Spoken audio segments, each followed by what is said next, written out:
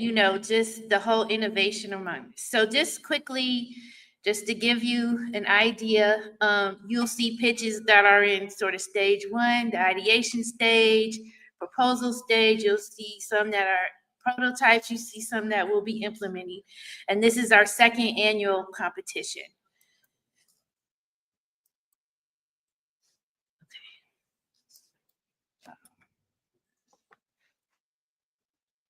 Just one second. My mouse is not advancing.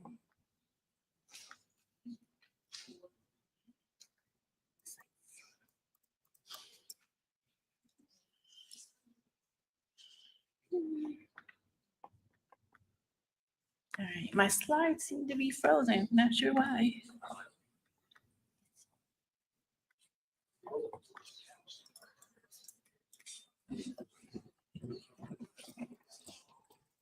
I don't know. So it's like frozen. Does it do that?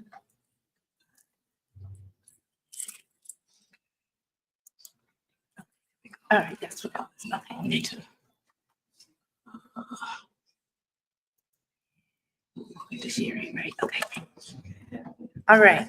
So just to give you a quick overview of our program, we started this program in September 2024, where we really do the awesome leadership of Ebony Brown, who is our NEB Business Diversity Chair. We marketed this throughout NSBE, both collegiate and through professionals, developed a toolkit and had people apply. We then had pitch competitions at FRCs. The winners at the FRCs were able to advance. And then we had what we called this wild card category. And in our wild card category, we had several over 20 participants who had applied, and we were able to do an introductory pitch competition. And, 3 minutes, they had to pitch it. The judges picked the top 12 candidates, and here we are today. We are here with our finalists. We also did some practice. We did some coaching with established entrepreneurs who really helped to formulate what you're going to see, help the teams to put on what you're going to see today. All right, so again, this is an elevator style pitch competition where we are asking our teams to really be focused on pitching their business. This is going to help them in the future get funding, get resources, etc. So in our goals, we're aligning the pitch with the mission of your organization, really touching on key points within that pitch, and then kind of developing sort of what's next for them. What are they asking? Again, this is a competition. And with any competition, we want to make sure that we're investing in our members. And so we have prizes that we're going to give away today. First, second, and third place prizes. We also have prizes for fan favorites. Fan favorites are audience members who can provide feedback, votes. You all should have your dollars, right? Oh, okay. Well, if you don't, you will get your dollars shortly. So make sure you get them so that you can vote as well and be a participant, because feedback is always important, not just for judges and coaches feedback, but also audience feedback. All right. So this is our second annual event, but this is the first time we are live streaming this event. It is live streaming on LinkedIn and YouTube. And IG. So I'm going to give you a chance to. No, Dr. Christie is doing it on IG Live. So we are covering all social media here, and we are asking that you click the QR code, share it with your friends, share it on your social media handles, so that people all over the world can see just what NSBE is doing, just what our members, our entrepreneurs are doing. So there's the QR codes. Give you about 10 more seconds. Okay.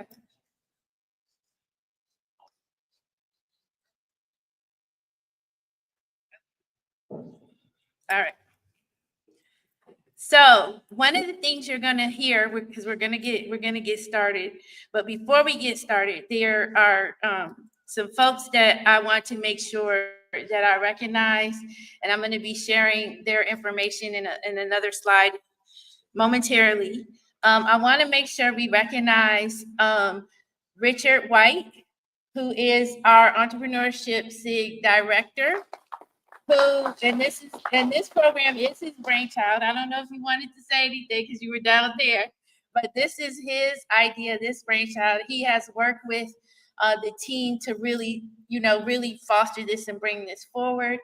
And all the other entrepreneur events that we've been having for the year. I don't see our deputy. Angelina is our deputy, but so I'll reintroduce all the judges and folks in a minute. And so, okay, I was gonna call y'all, but y'all look like y'all working. So we have Angela Pitter, who is been, sort of truly instrumental in getting us global, right? Getting this, out there on the live stream, but also just support as known as, and especially at being a coach, working with the teams. So thank you for that. And then we have Robert Impazza, thank you, who is also instrumental in that. He is also the PB College Initiative Chair, as well as helping the SIG. And so just been really instrumental as a coach, in his role as an executive coach and really working with the teams. And then we have Dr. Christy Hager, who is our communications director. And she's been the one that's been responsible for doing all of the great marketing and advertising and highlighting all of our finalists. So I want to thank you. And then we have our sponsor for this event, Dr. Frank DaCosta, who is, and again, we will be recognizing them shortly, but I wanted to just highlight the judges. And then we have Andrea Langston, who is also one of our awesome coach judges and just fills in everything. And so, and I didn't introduce myself, and sorry about that, but I am Yvette Selby, and I'm the programs director who's running this show. And along with, because she I told her I was bringing her to the stage because there's no way we could have done this without Ebony, and I wanted to make sure that this has been, without Ebony, we wouldn't have the teams, we wouldn't have the awesomeness, and I want to make sure that she's recognized as our partner, as our leader, our NEB leader, and thank you. But I want to make sure that she's part of this as well, not in the background. So with that, the key thing that we're going to do today is our pitch target areas. So these are things that we want you all to be able to hear and potentially provide feedback on. So each of our finalists is going to get 5 minutes to pitch, and there is an order, which you'll see in a minute, but 5 minutes to pitch, and there's going to be 5 minutes for Q&A. Now, we do recognize sometimes people like to go a little bit longer than the 5 minutes. They will only have a maximum of 10 minutes. So if you're going to have questions, somebody will come around and you can ask your question, but everything's going to have to be quick, succinct, etc. So the things you want to hear, what are the core problem or need that is in their idea, product, or service? Who is the target audience or customer base? How does the solution uniquely address this problem or need in the market? And then an explanation of the community impact. So those are the things to be listening for. And again, this is, and I don't know if you all want to take a screenshot of these LinkedIn social media contacts for our wonderful coaches. Go ahead and do that. I will give you 10 seconds. One, I did not mention because I did not see him in the room. Andrew Wiggum the fourth, if you're here, because I don't see you right now. But anyway, he was last year's showcase winner. So he won the first prize. He was able to take his product, take the advice, get connected with other people in the industry and was able to win an additional $50,000 for his business. And so, so again, this is the stepping stone, but also this can lead to great things. And he is our college initiative liaison for the STIG. So this is going to be the order in which we're going to present the different teams. Again, we have 12. We have breaks scheduled, like a little bit of networking in between. So every 3 or 4. And we also have a lunch break. So you will get a break. So with that, I think we're going to go ahead and get started. And so our first business is STEM Plus. And Richard, so just need to, yeah, come on up, and then we're gonna swap you out. Yeah.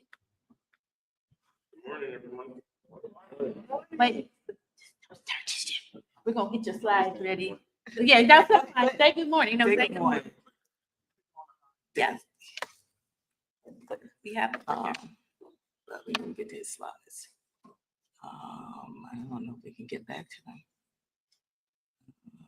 Because I think they were in the OneDrive. Ebony? Did she leave? Did Ebony go? I think they're. Where? I thought she put them on the screen.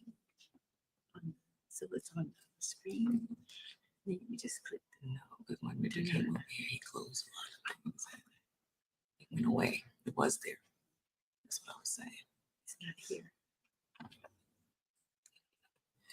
How's everybody feeling? Y'all good? What's happening, y'all? Thank you. All right, come on. We're gonna have a good morning. Some amazing people here. Talk about some solving some problems. We're gonna have a great day. On the desktop. Very good. We had it on the OneDrive. See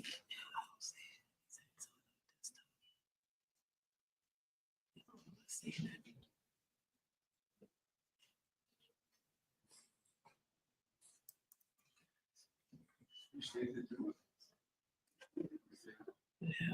It's not on, it's to your email.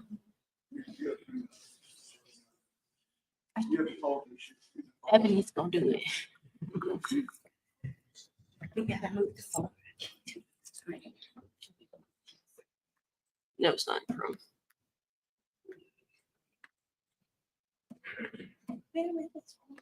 So, wait, did y'all take them off? That's what I'm saying. So when Richard came up here, I don't know. yeah. Okay. We're gonna get ready. Before we start, I want everybody to close your eyes. Before you close your eyes, it's all about credit. 1 second. Okay. I can sign into my account. Richard.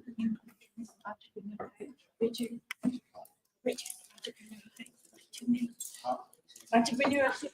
2 minutes. Again, just make everyone come in. Again, this has been a year-round program, as you guys stated, but the most important thing was to promote and to provide a framework and a platform for the talent that we have in our organization to really show themselves and give them an opportunity to really, start their entrepreneurship journey while they're in this or a student or professional. And I think that it's taking a life. And great things to come up. Hopefully, if anyone made it to the luncheon today, maybe yesterday. Yeah. Nice. So that was very informative. It was a lot of networking. And again, this is what we're about. Right? The goal is eventually, one of the pitch winners will eventually will have a very successful business. We want them all to have success. But at the same point in time, entrepreneurship is trying to create that community, not just for event, really create that community where entrepreneurs are coming together. Flat in the street. That's what I was trying to do. So we're working toward that, and lunch was an example of that. We went to the business meeting, and you really get to see in there. We have some great things in store terms of our incubator partnerships we're going to be developing, as well as just making sure that the community that we have, we protect our entrepreneurship-minded entrepreneur members and their ideas in the process. And they feel comfortable promoting this, and they feel comfortable in trying out their ideas, showing their products, marketing their products in our community. So one of the things that when I was a young entrepreneur so long, I didn't have this community. I didn't have other entrepreneurs that I really talk to, like feel confident. Yes. So this whole, so what you're gonna go through today, seeing these participants who spent their time and invested their time with their business, with their ideas, and you can be one of those as well.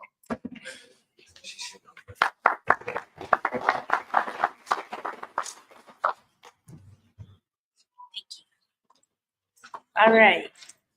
With that, we'll go ahead and get started. Did you want you? That's fine. Are you able to? Okay. Are you able to move? Hello? Oh, yeah.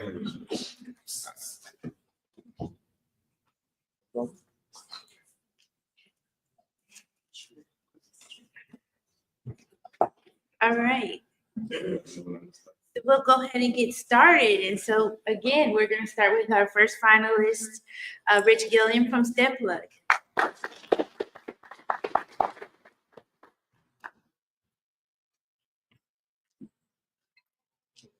Good morning. Morning. I want you to close your eyes and imagine a world where a child can learn the power of STEM through water. All right, now if you close your eyes open, meet the Hydro, a water-powered robot that is helping children learn STEM in a different dynamic. My name is Rich Gilliam, I'm the founder of STEM Club, and our mission is to empower the world's next innovators. So how did I do it, right? I actually been into STEM since I was in 12th grade. And that high school project that I did with kids. See, this project actually connected me with STEM my everyday life. From that point on, I was able to be a robotic engineer for 10 years. And I also had an exceptional children's book that I've been able to spread around the world, selling thousands of copies, really helping kids really see themselves in STEM. So what is the problem that the STEM Club is really trying to solve, right? Well, countless hours of customer discovery that I've done with teachers in North Carolina, South Carolina, and Virginia, I've seen a common quote. And that quote is that teachers want to see learning in STEM that their children can really relate to. So I have a graph here, I don't know if you can see it that way, but it's just showing a graph of confidence levels of children really within STEM and how they feel about themselves, really building STEM, different things like that. So what is the solution that STEM Club has? Well, it's simple. It's a bundle of our children's book here, Robotic Adventures, also the Hyperbot robot. So the cool thing about Robotic Adventures, the same exact robot here in the Hyperbot is in the book. So now you can imagine a child is able to see themselves in a children's book and be able to actually build the same exact product. So right here is just a picture of a child at a YMCA that I worked with, really using the Hyperbot, right? So wanted to just give you some ideas of what exactly is the Hyperbot. I'm going to do a quick demo for you. So the Hyperbot is fully powered off of water, right? So the water goes into these hydraulic cylinders, and it's going to go through the tubing and go into these cylinders here to kind of control the movement of the arm. So let me do a quick demo for you and just pick up this top so I can show you how it works. I'm gonna go down here, controlling the joystick back here, and I want to go down, pick this up, go down a little bit more.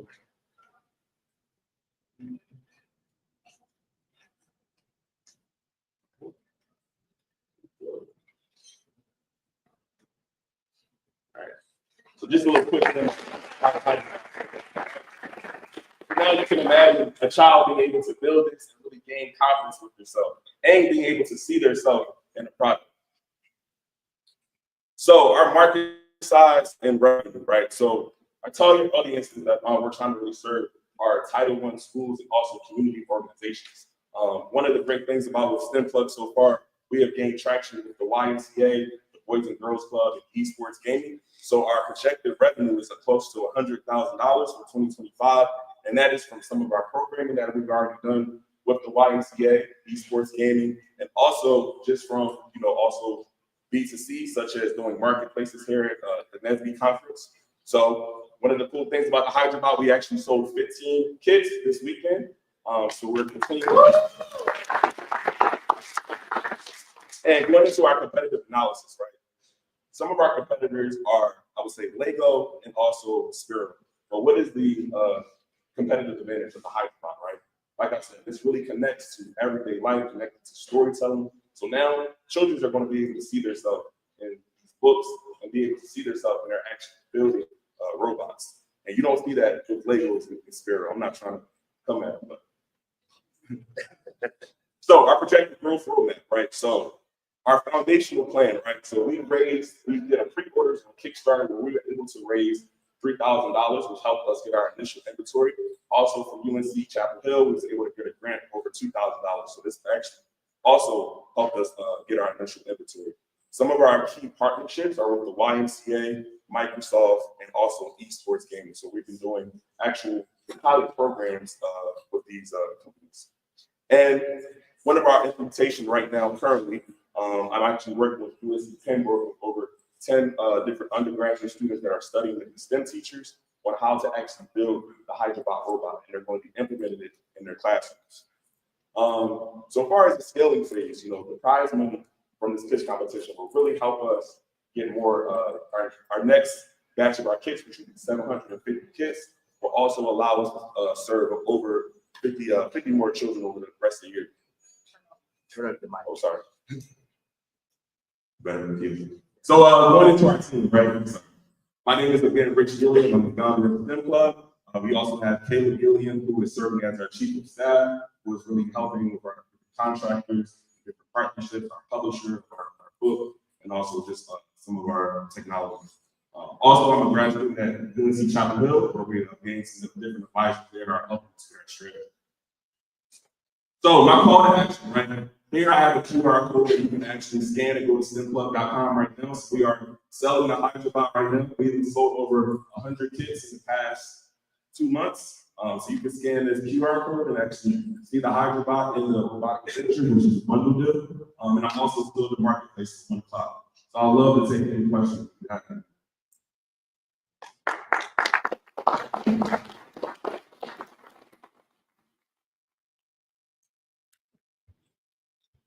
We have about 3 minutes for questions. So I see one right there. Thank you. If you could just stand if you have a question.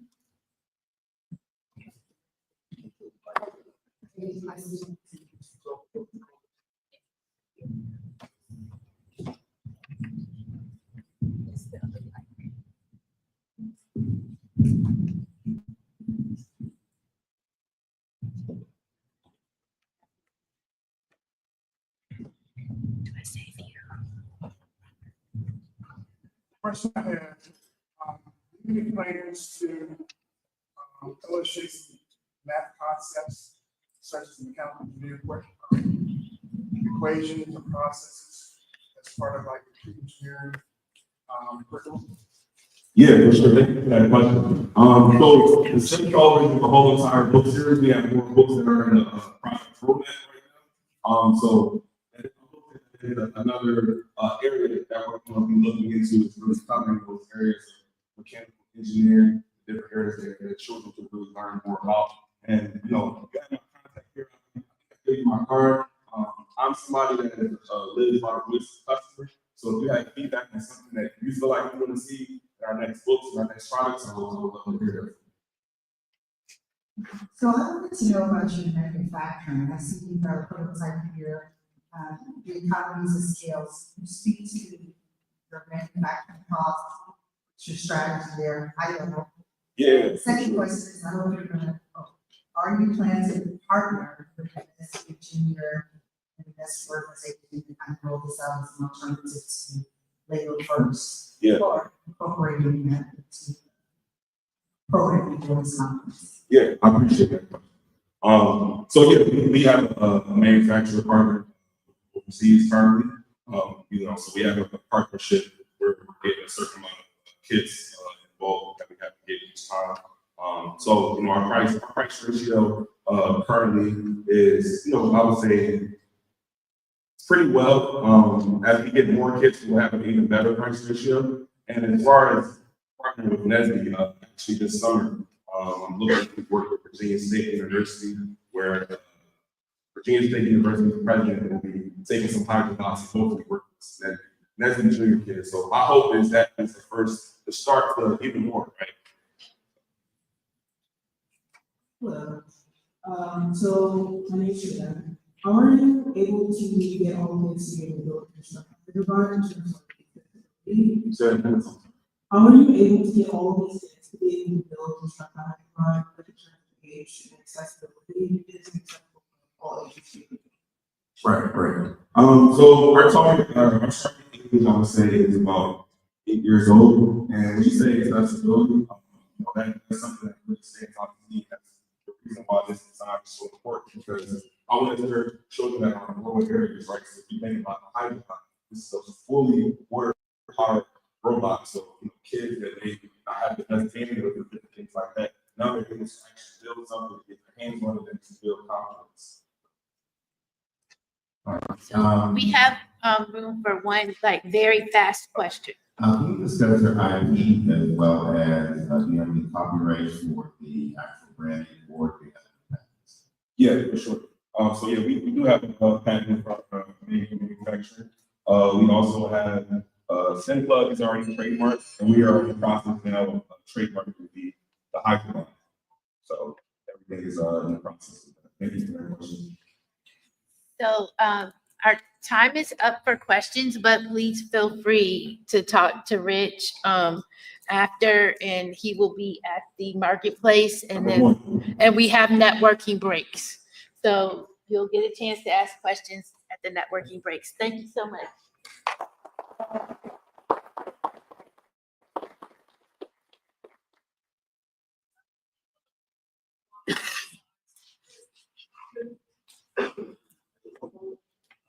Okay. So if Hair Hub, if you all want to start coming up here just to get prepped while we fix the slides. While we do this, if you weren't here earlier for the fan favorite voting, not sure how well my volunteers have been passing out the money, but everyone should have $300 bills. If y'all come up here, everyone presenting has a cup. There's 13 cups. They have QR codes or descriptions on them. Go vote for your favorite company. If you're here to support someone, that's how you go support them. There's also some samples over there, so feel free to take some samples. And yeah, y'all do that for a few minutes while we do this. I'm not seeing Hair Hub. Yeah, they emailed them to Rich. Okay.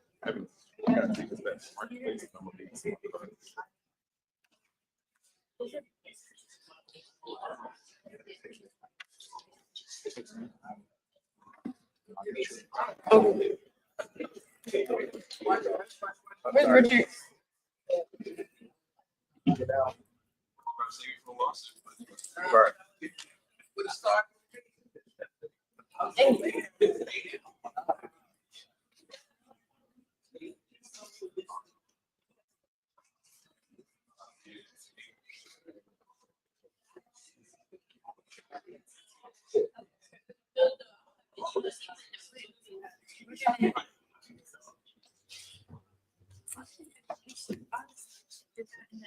They deleted them. Well, I had them pulled up already.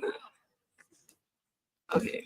While we're doing the break, can we pull up the slides? No, that's why that's why I do the break. Pull the slides. Yeah. They just tell me what I need to do. So I don't accidentally do. So still all need to share that. Right now it's showing Richard's slide. So it needs to be shared to. Yeah, well, Here. can't do two things at once. Okay. R2 PEB programs at NSBE.org.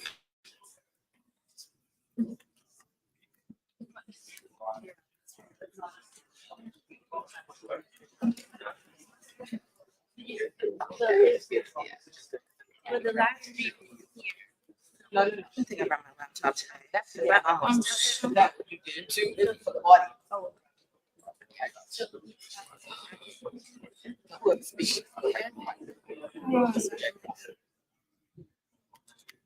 Okay, I'm gonna just.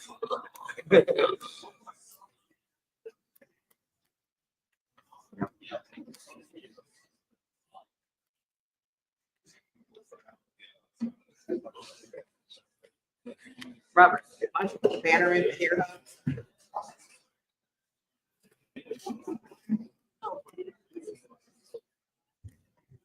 Or, no, just stand here, 'cause that's the camera that's going to be all stand here. Thank you. Did it go through? Yeah, that's it. Art. Which guys did you say? R2P.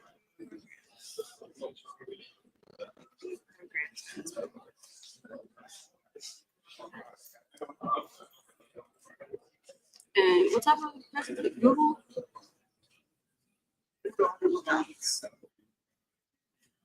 Just like Google slide. Oh, there it goes.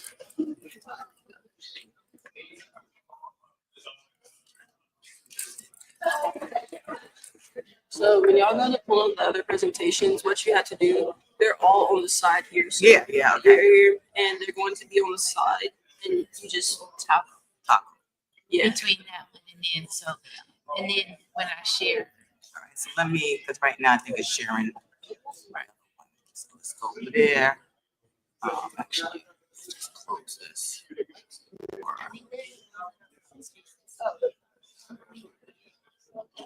Yes, this is the main reason. Right. Yeah. Oh, I don't want to close. I just want to not share it. That stops. All right. Share the screen. Yeah. Just sit there on the side. Yeah, but you got to pick it up through here. That's how you share it, through this side. So when it doesn't, okay, no, that's not. See, it's not showing up. See, some of them showed up and some of them just happened before. So which is, right, let me just do this one. What is here? Oh, it's not here. But yeah, see, they stand here. That's showing up. All right, just do that. It's the year back. Now let's see if it sees it.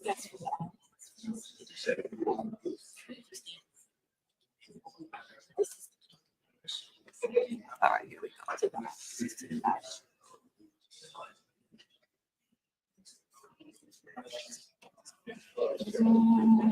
Throw this thing full screen in here. How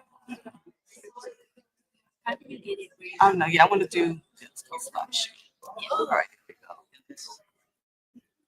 go. Oh, it's still. Wait a minute, why is it doing that? You're all too far. This is my sponsor. Yes. Yeah, I just took it.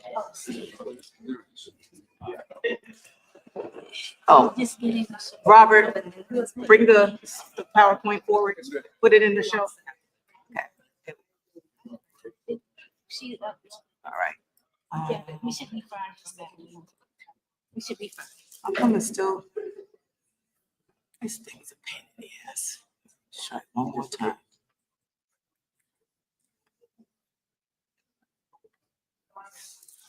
It's still not switching. What the hell? I don't understand. Is that it? You have to stop sharing. I totally stopped sharing. No, it's not showing here, Hub. It's not working. It's not switching. It says you're in the show. Stop the screen. Let's try it. We're in there, but it doesn't show it. We may have to forget about this live stream share. It's taking up way too much time. Select the tab, share the thing, share. There you go. Oh, Jesus Christ. All right. Oh, I can use the clicker too if you want. We can use the mouse. So I think we'll stop our networking break. I'll let these folks come in the next 10 seconds. And we're gonna get started again with Hera. Thank you for bearing with us. Now that y'all know.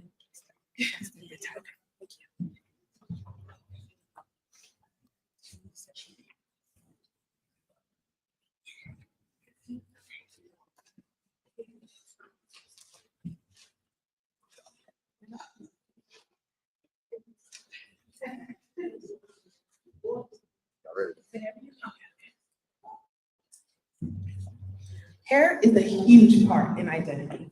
And in Black culture, it marks a person's tribe, family background, and social status.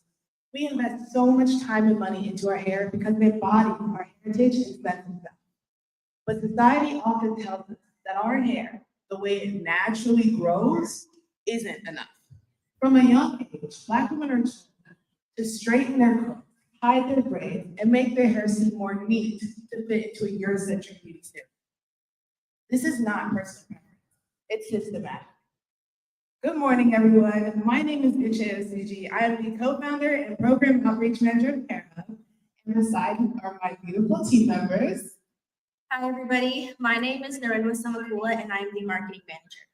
Hi, everybody. My name is Sarah Nyanga. I'm the co-founder and lead UX designer. And we are so excited to be with you here today to talk about hair. Me especially, because I love talking to people when they can't do anything but listen to me. So raise your hand if you've ever wanted to shave your head over your hair. I know I have. College-age Black women typically spend up to 3 hours per week on their hair, leading into over $500 monthly on hair care expenses. 38 million of us have this connection to our hair, and one thing we do not need is another bill.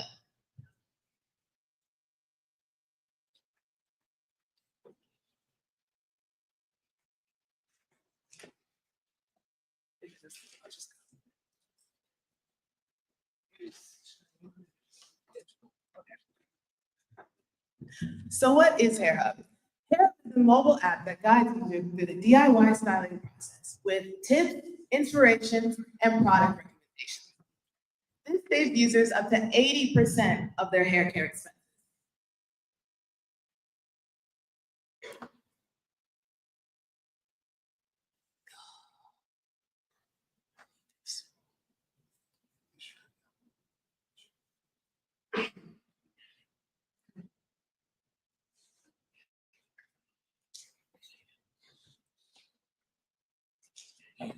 It's delicious. Refresh.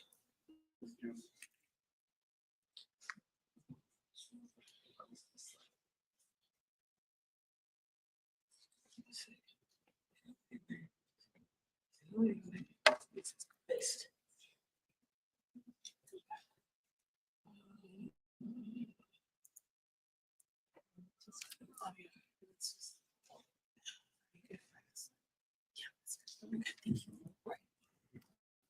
At Hair Hub, we empower DIY Black hair care by consolidating all your hair services into one space, making it easy to learn, grow, and thrive your natural hair care journey for everybody.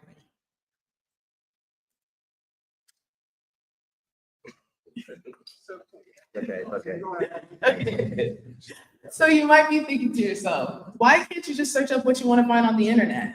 And while there are other hair care resources on the market, Hair Hub is the only affordable place with detailed instructions that saves you time and money by consolidating all of your resources into one app. So I know some of you may still be a little skeptical, so here's some assurance. Our CEO, Nola Wilson, is a Black hair care influencer, and we've leveraged her account to attract over 12,600 users so far.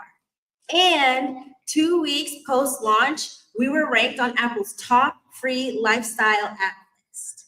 And in the tech world, y'all, that's the carry riches. So we've gotten a lot of positive user feedback, and that shows that people love Hair Hub. LOVE. How it's made DIY easier and more effective, which just reinforces our impact in the Black hair care space.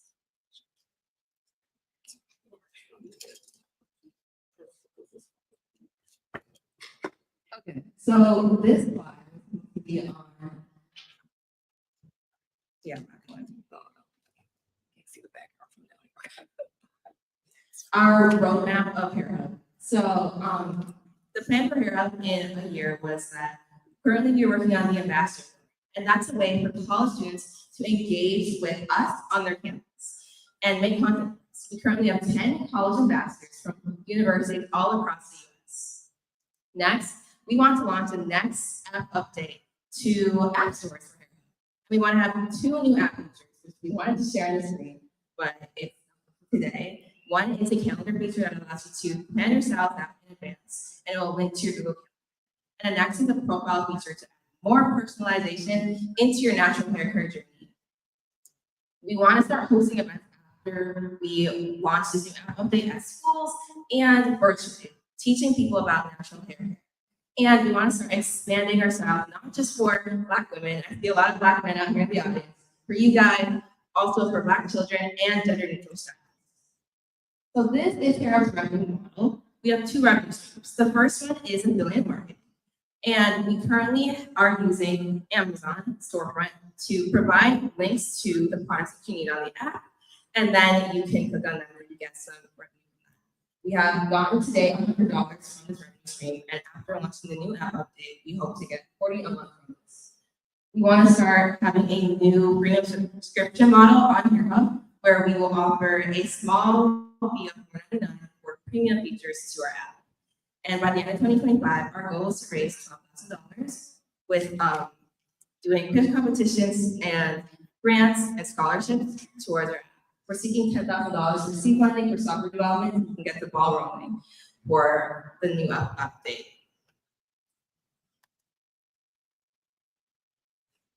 Okay, so our slides are not showing today, but we wanted to share that we are there. And some of us are actually over here in the corner. But our team is from all over the US, and we represent beautiful Black voices from all across the country. And to us, Hair Up is not just an app, it's a movement.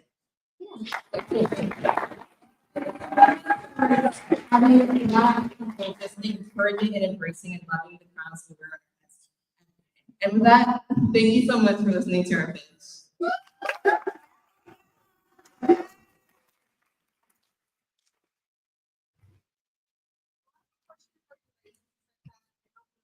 Can you go to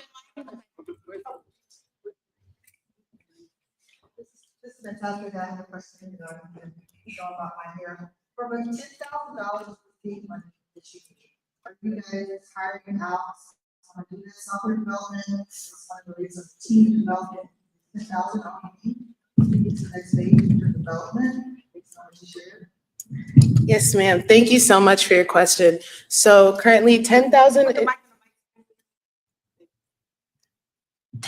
is what we're asking for the features that Sarah was talking about to update with like the calendar feature and the profile. That is what we're using right now for the update that we would like to come out in August. And we are looking outward to have someone code that for us with help from the team members on our app.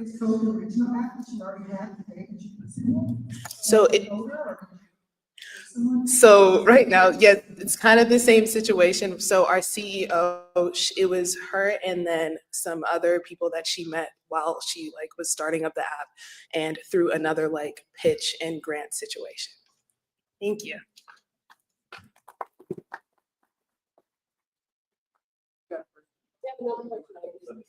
Hello, so you guys said that you had, what would be some of the features that included in that? Because I use it at the start of there's hairstyles you can look at, but they have the hairstyles you can look at, the details and the items you can look at. So what would I say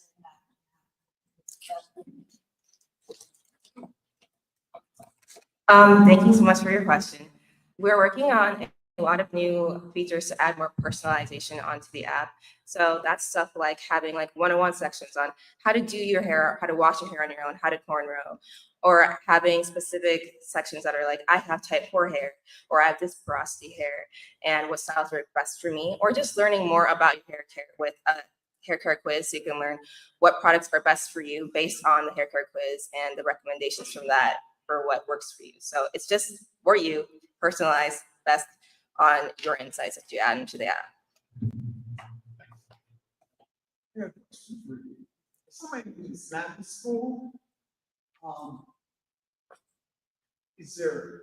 do you ever consider marketing people who are older or not in school? Yes, thank you so much for asking. So, what we have been talking about with like college age Black women, that's actually our first market. For our secondary market, we are targeting women who are older and mothers as well when in regards to like their children's hair or their hair. It is just easier, especially in like the 5-minute pitch, to basically talk about our first market, but we definitely are marketing towards this one. Ladies, good presentation, particularly given the state inequality with that state.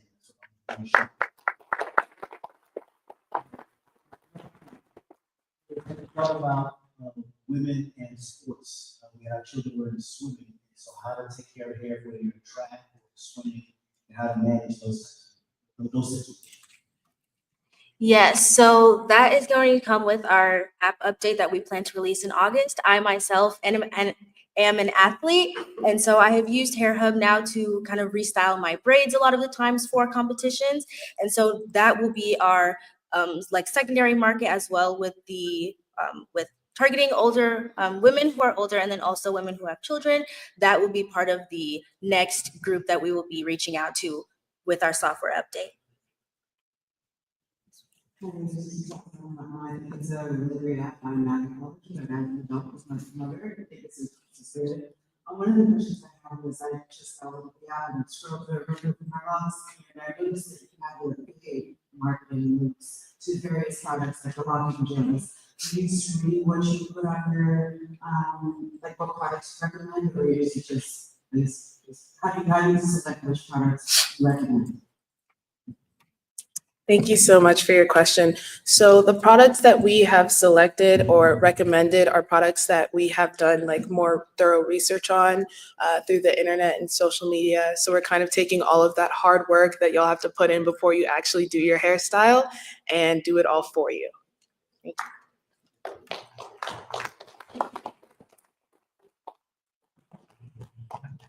Thank you. Thank you so much.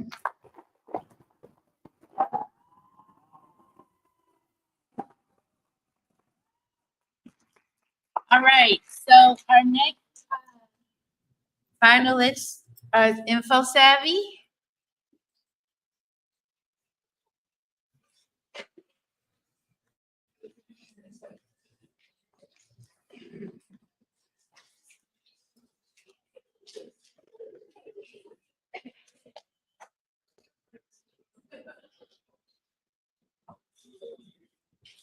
Oops.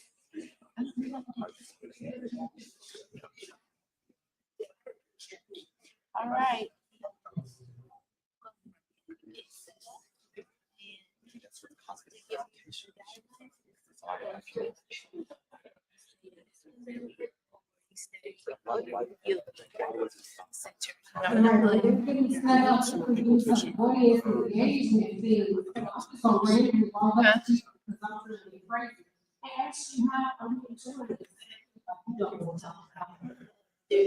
Go back to over here. We're trying to do that. Here, right here. All right. Yeah, where it's from, what's happening. And then hit,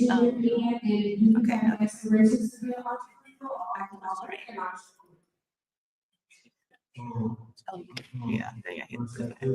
This up. Why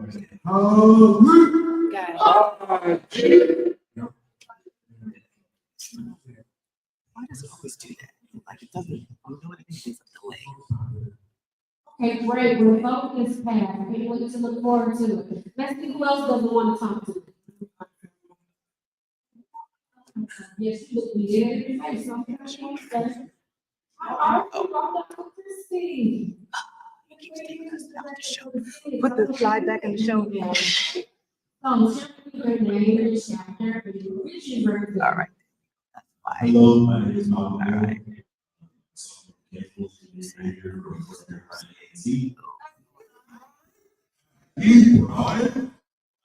And represent two.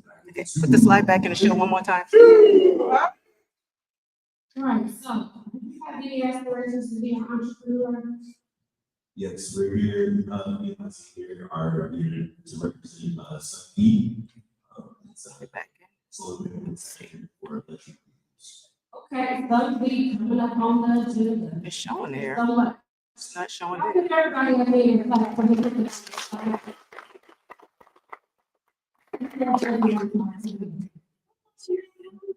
Keep doing that. I know you, but you are not one of your so show us your name. See, when I say stop share, it doesn't stop. Stop sharing that, maybe. Well, it shouldn't be sharing now. Okay, wait. Okay. Okay. I love it. Let's move. Are you a budding entrepreneur? Or you are just entrepreneurship minded? But it still shares. So it's not that. I don't know. I don't know why it does that.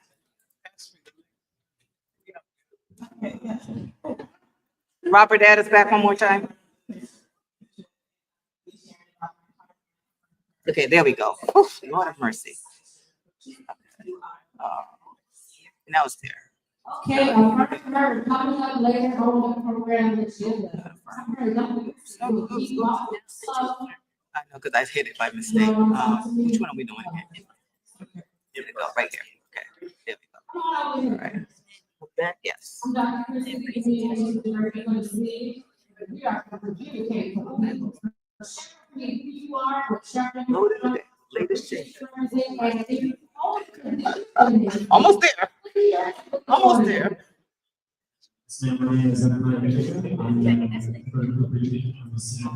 What is this? And this is on.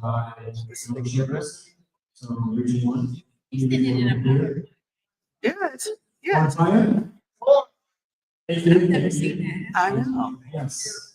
You know what? Actually, Get a download. Like, onto the hard disk. Yeah. So for next lunchtime, we'll do it. Yeah, no. Right. She put it up, but it's not on. Yeah, we got the slides, but that's why it's been in here like this. Yeah. God. It needs to be It needs to be downloaded onto the hard drive.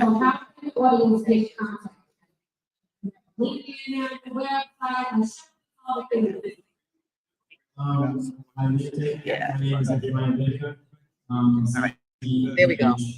There we go. We can stop. We can stop. Thank you so much. We know what this is. All right, there we go. We're good. Fix it. All right, we'll go on We know what the problem is. All right, now we'll have.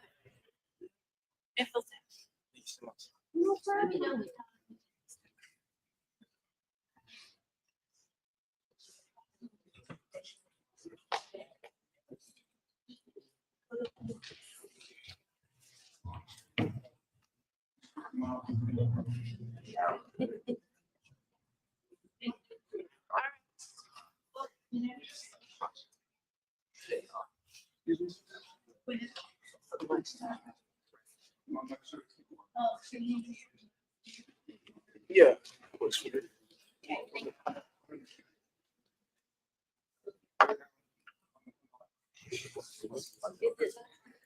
Yeah.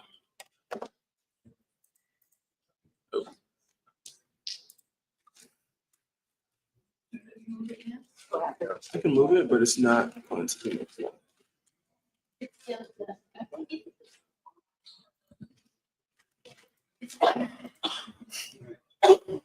It's not, sorry, it's not moving. Those are actual PowerPoint. That's true.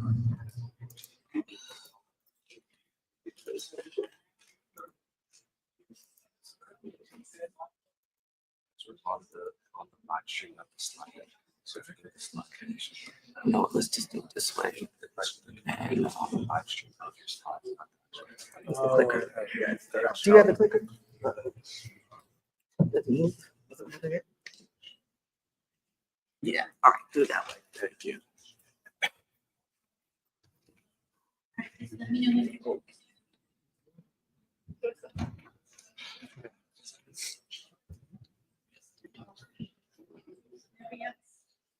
Good morning, everybody. My name is Yabo Tang, and I'm in Zilla, and this is InfoSavvy. So with the show of hands, it was felt inconvenience or annoying by the long wait time in the advising office trying to advise them. I can barely say 2/3 of the students here have felt that pain. So this is how an advising office looks like, where students have to wait days, weeks, months just to get advice. Personally, I've had to wait months to see my advisor, yet to see my advisor, now I go to small. I can't even imagine a large institution. Let me tell you about Laura. She's an academic advisor at a new university looking to help her students get involved.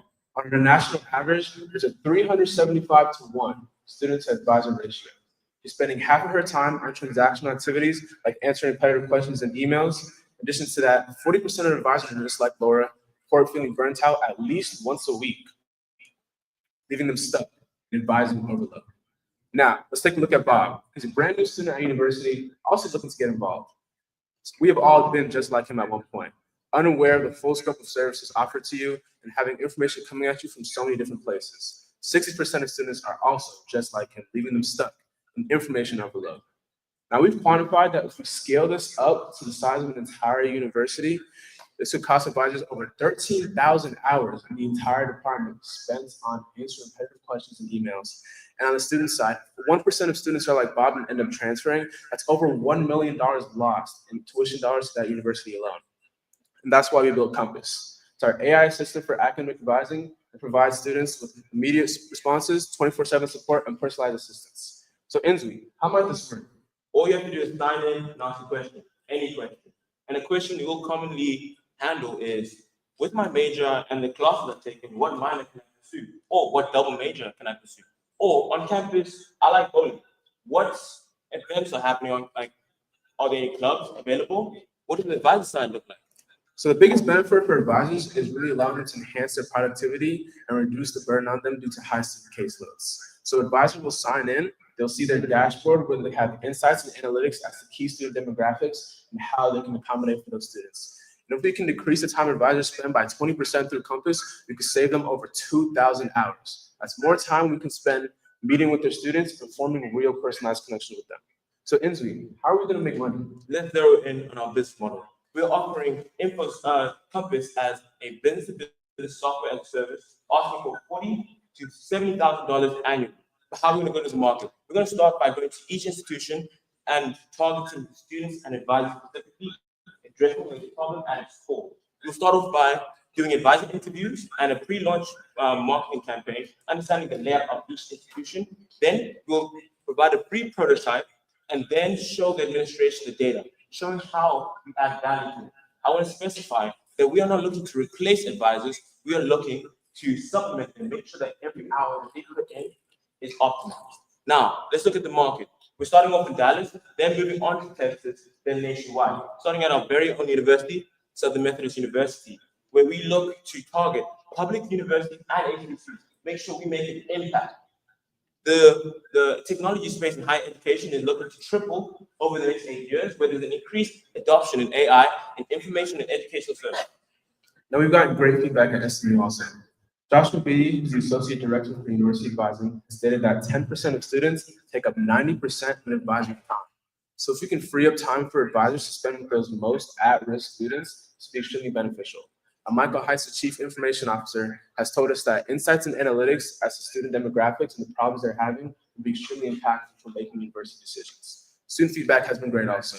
We've gotten over 500 questions asked between our initial prototypes, with 100% of students reporting that this would be extremely valuable to them and other students like them.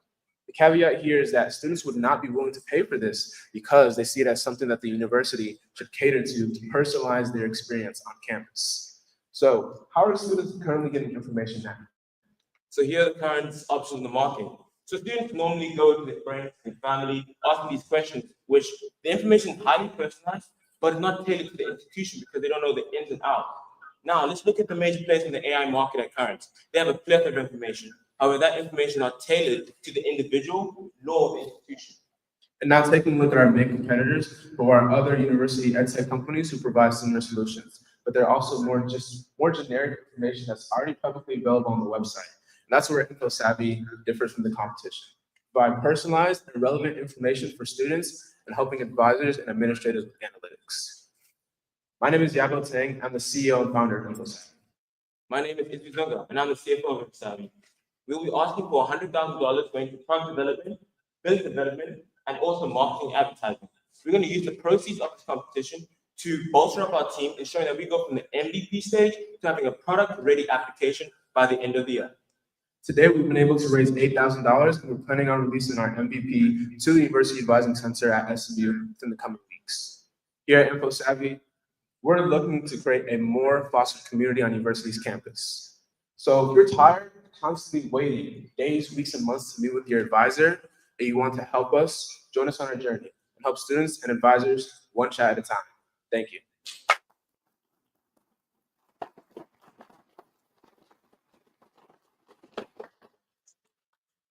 We have time for some questions. Question for the, Please scan the QR code if you wanted to check out our landing page or provide us with any feedback. One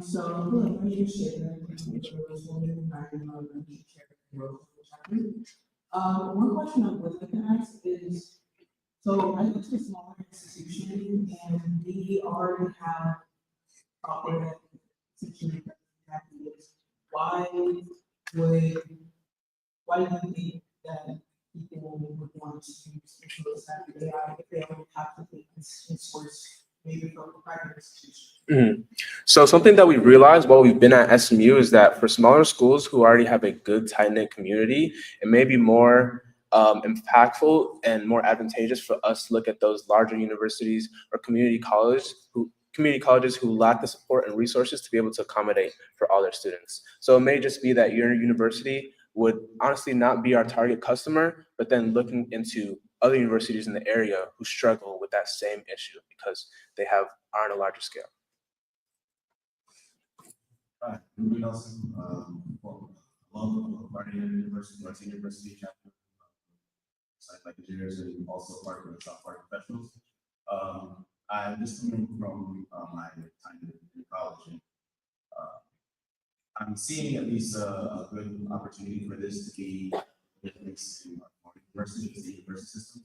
But I had a question. I saw one of your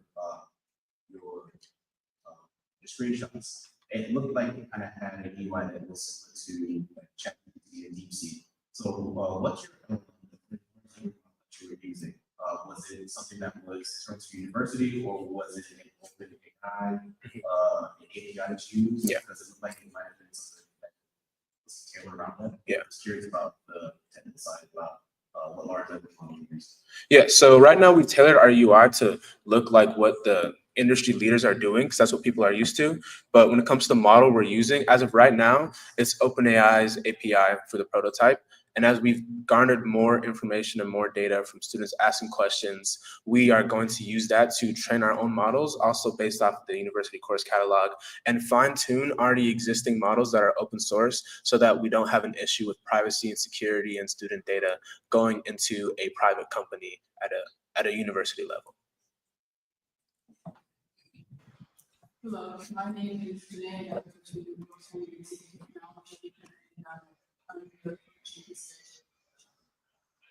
a question. Can you clarify, do students download the app or is it the So we have been looking for use cases for both students and advisors. For example, as of right now, we just have it as a web application. Eventually, it would be something that you would download as an app on your phone that would be already integrated into your university's information and data. For advisors, the use case is for them being able to, for example, if there's a question our AI cannot answer, we'll escalate that to an advisor to have a human in the loop and provide you with the response that you need or send you an email. And then for the student, it's all about getting your personalized recommendations on events and asking whatever questions you have to kind of have your personal academic advisor so you don't always have to keep going back to your advisor's to schedule an appointment. So both. Have you guys ever heard of something called campus groups? Yeah, I was thinking for like maybe you guys do other universities. So weird. Why? Thank you. That's really helpful. Thank you. Great presentation and SME alum. I'm very impressed to see you guys here, so thank you. Two questions though. You talked about going university in your one. Probably want to think a little differently about that. Maybe for the first one or two, but that's a painful way to live life.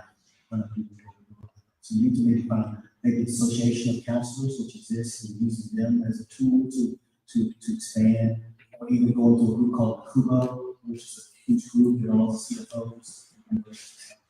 In other words, we're trying to find a way to scale to get to more than one. And the second question, I know you see yourself compared to Lucy and the banner system and those work days, but I was thinking you need to find a way to integrate it to those. Universities aren't going to want another system; they're going to want a system that can integrate and works with the other. Thank you.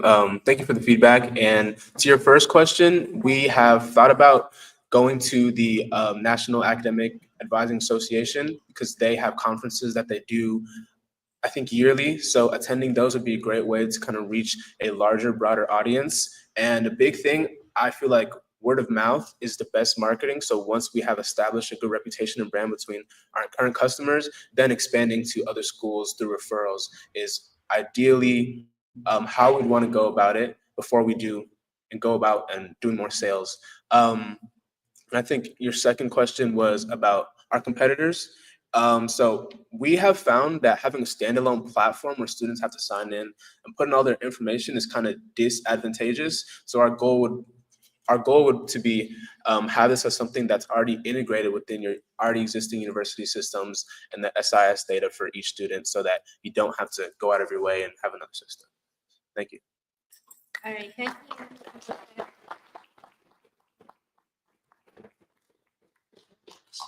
All right, so we're going to veer slightly from our program, and we figured out what the presentation issue is, so we're going to fix that. But in the meantime, we do have a lunch break scheduled. Typically it was at 12:10, but we're gonna actually schedule that a little early. And to get back on track with our programs, we're gonna ask that you all be back at 12:30 and that we're gonna start promptly with our next presentation. Our next finalist is gonna be Grad Pad. Then after that, SunV, and then after that, the Village Cares, and then we'll take a small break, and then we'll conclude with the last finalist. So I'm giving everybody a quick 30-minute break, 12:30 on the dot. All of our presentation issues will be fixed. Thank you.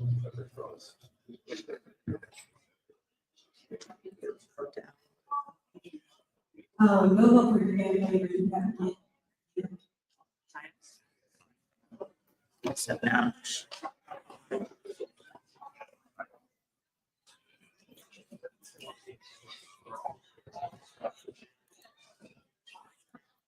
Yes.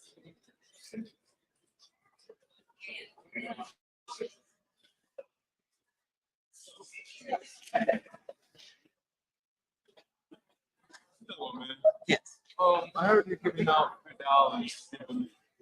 Yeah, it wasn't me. Ebony, right? That's all right there.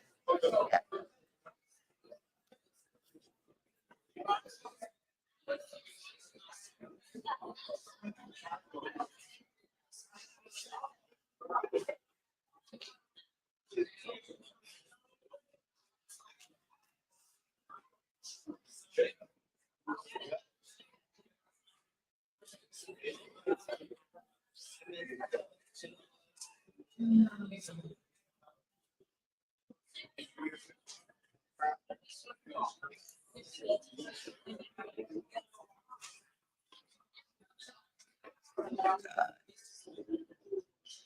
Oh my God, just download, look at this. Oh my God. I'm gonna just. So if we go to the OneDrive, can you select them all and share them to the down, like, share them to the main, like, you to do them in a zip? That's how, like, Just click. oh, see, oh, shoot, I don't know which is the right one. Finals, it says finals. Yesterday, this is the new one. Sunday. This one. We didn't do Grad Pad yet, did we? No, they're the next one. This one? Yep. Alright, updated, okay. Focus pad. Affirm Her. Yeah, what's the rest of them? They're- Oh, wait, they're Go on probably the top. up here. Village Cares. SunV, had them do It's them. Wave, Wave, Memoir. oh, Lord, hey, good. Memoir. Memoir. And Cat. All right, this should be 9, right? 1, 2, 3, 4, 5, 6, 7, 8, 9. It's 10 because we had, no, we had 13. Okay. Oh, shoot, this is.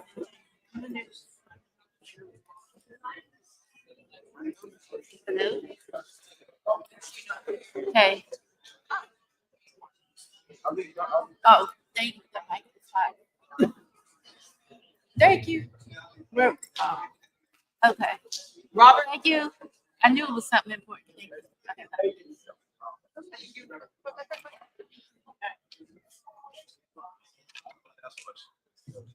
Take us out the live stream. Move us back to the backstage.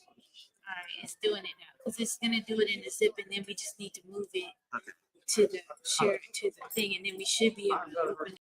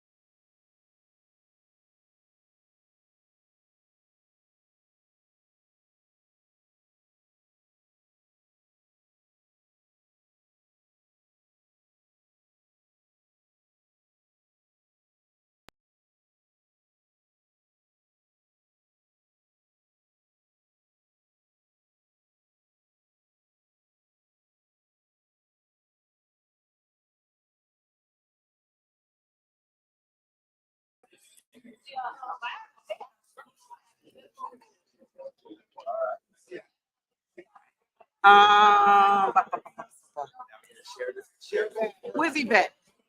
I'm trying to remember who's next.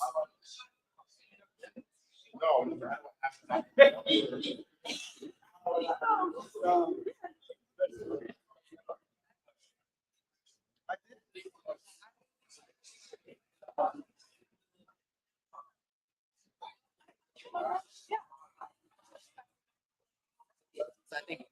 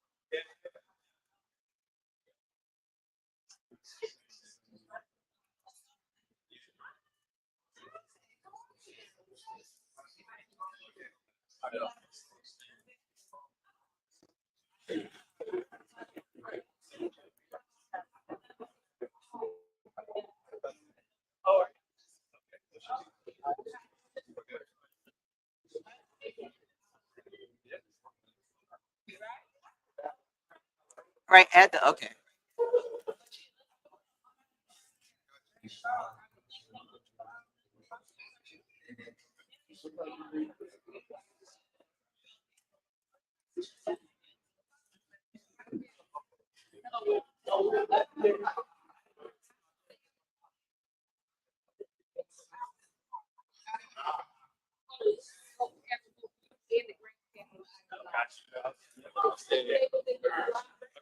Let's just wait. Okay.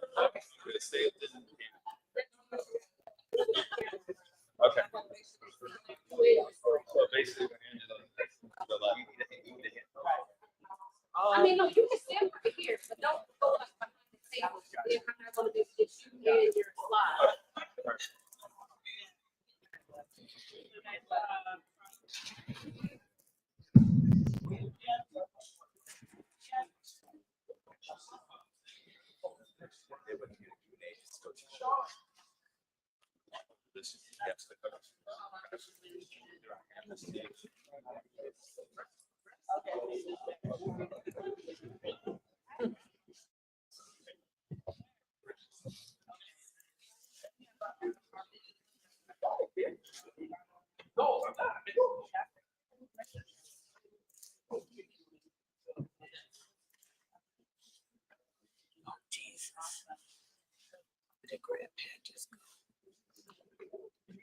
All right, welcome back, everyone.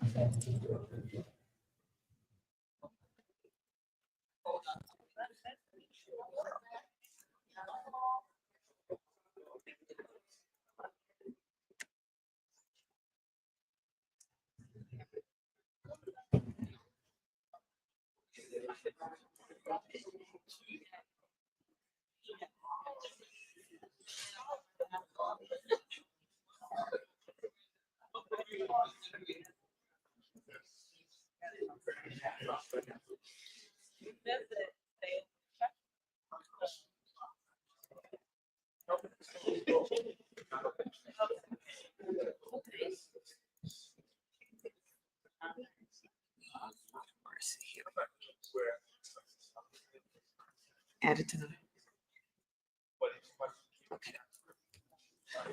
All right, welcome back. So we have fixed our technical difficulties and we will be starting our next pitch, and it's coming from Grad Pad. And so whenever you're ready, let me know.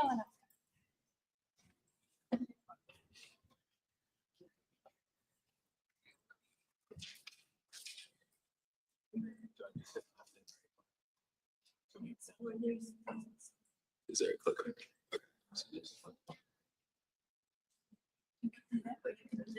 Where is the, oh, okay, it's the actual clicker. All right. So, all right, good afternoon, ladies and gentlemen. Welcome back for lunch. My name is Rondell Davis. I am the CEO of Grad Pad, and I'm a proud alumnus of Boston Latin School, UMass Amherst, and UCLA. Grad Pad is a social platform built to engage communities from both alumni networks and professional networks. There's actually a demo of the product that's being displayed there.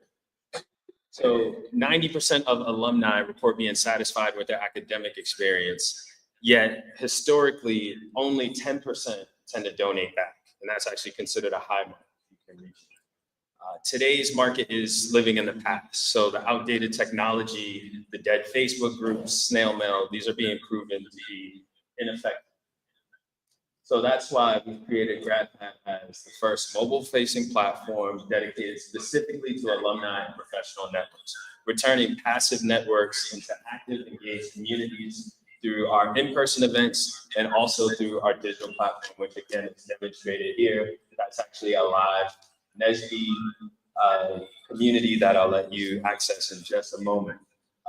This kind of solution is extremely important for first-generation students and people of color, because we're often not born inheriting professional networks that we can leverage. If you have satisfied alumni and connections, you'll get more engagement and get it. So this is a video that's not playing right now, but it shows some of our, let's see, give it a shot. Nope. It shows, it has a video of our live events at the bottom. Sorry, going through, where's at the bottom? I guess I'll just, all right, I can't really, there's a blocker, yeah. Keep going. All right, I'll just play it from there.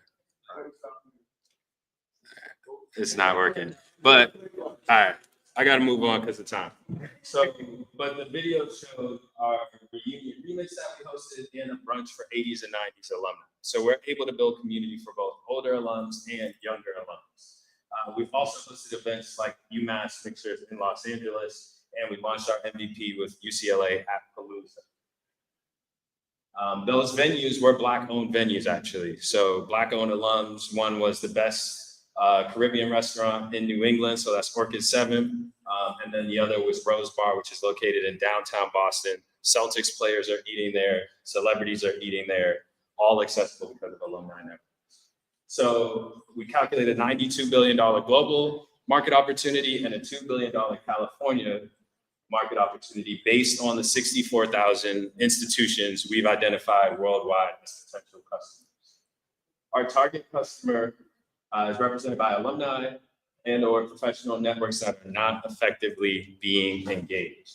So partnership packages, events, and subscription models are our key revenue drivers as we roll out this strategy.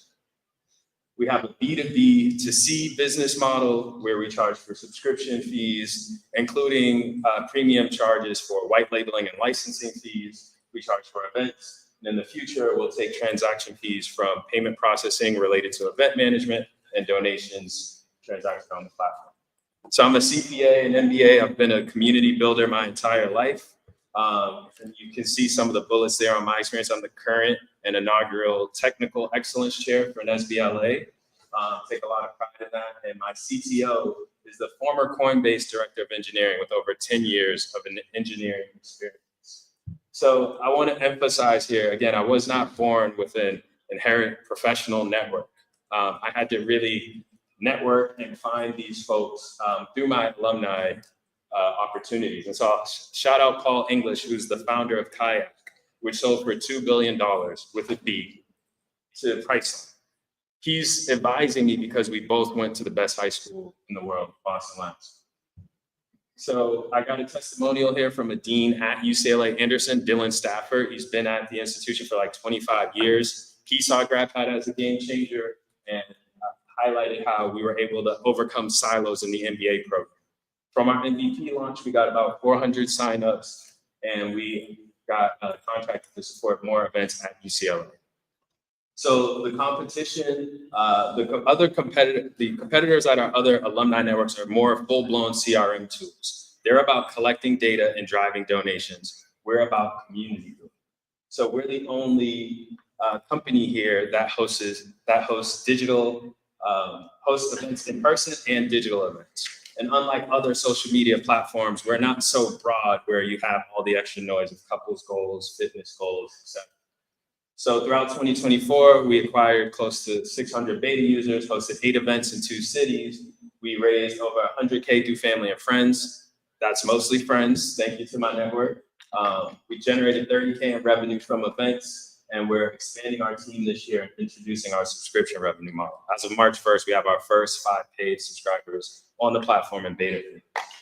We're set to launch our Q3 of this year. Thank you. So we're raising 800K pre-seed for a 2-year runway. This is going to help us advance our product development, expand our team, and generate over 700K in annual recurring revenue. So you can scan this code now to actually access a NSBE Grad Pad that's been built. Feel free to access. Remember that your network is your net worth, but only if you use it. Thank you. We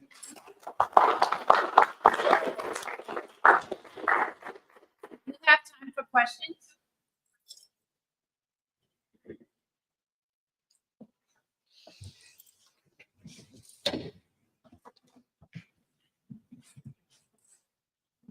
Great presentation. What is that process like to university and gaining the institutional partner? Who was your first point of contact in university? How do you kind of expand to get the entire alumni?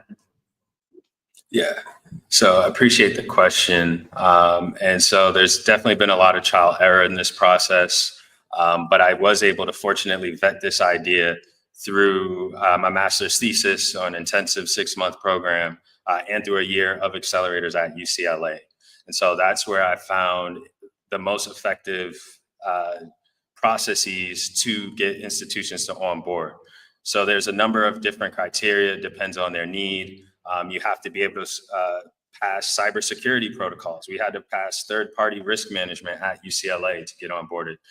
You want to talk to the decision makers. So you want to be able to speak to, in the case of Boston Lions School, the president of the Alumni Association, or a dean in the case of UCLA, because they're the ones that can actually give the thumbs up.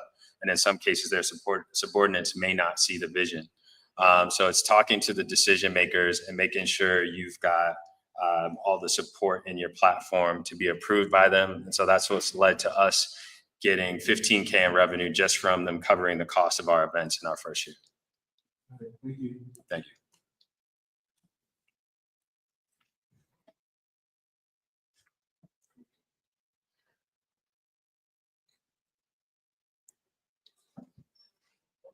Do you have time for another question?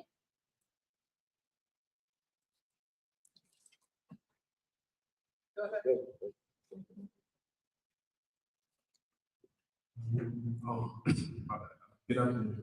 Essentially, I'm going to ask, when you're dealing with a growth institute of stakeholders, what are the primary aspects of the value proposition that you intend to have? I know there's sometimes a language barrier, especially for people of color, getting people of color to see that. Yeah, so great question. And one of the first things that I found through this experience is like people can start to see through the color a little bit when you bleed the same color or whatever, right? Like we're both Bruins, you got a lot of SMU folks, that kind of helps ease the conversation. What I've done is you still have to prove out your business model, right? So that's where being thorough, like when I have an official partnership with Boston Lions School, oldest high school in the US. They didn't want to partner with me at first. So I went out and hosted an event on my own to prove my use case. So I hosted what I called a reunion remix. At first, it was just open to my class year. In the year before and after, we didn't see a ton of signups. I was like, let's just open it up to everyone. That resulted in us gathering about 100 alumni and generating 3K in revenue. And that showed that we were serious. We got about 3 times the attendance of a standard 5-year, 10-year reunion. And that's when we started having more serious conversations, started getting data from the institution, and we were able to formalize a partnership. Thank you so much. Yeah, no problem.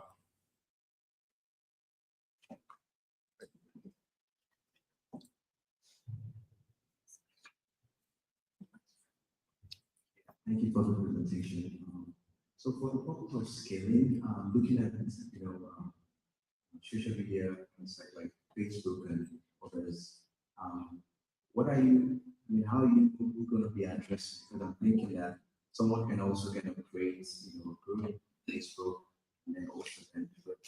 So if you're going to scale into being able to do for other universities or organized music, what are you thinking about to be your competitive edge? When you're looking at all these other competitors that people can easily kind of create a group. Yeah, awesome. Thank you for the question. And so that's where a lot of that research from the master's thesis comes into play, because I understand the needs of the alumni departments. I understand that their systems and processes, they'll often have one system to track attendees at events. They'll have another system to take payments. They'll have a third system for communication, right? And so by centralizing that process, I'm offering something to them that gives a competitive advantage versus using a tool like Eventbrite. Yes, you can host an event on there, you can take payments, but it's event by event. You don't have that continued communication and networking. If you want to use LinkedIn, that's great. But I'm in LinkedIn groups that have 20,000 people and they're not really as active. So the focus on the subgroups becomes a lot more critical. And so by addressing the needs of the customers to offer a centralized process where they can keep users engaged throughout the year from events, collect data on their interests and collect payments, we have a competitive advantage. Thank you.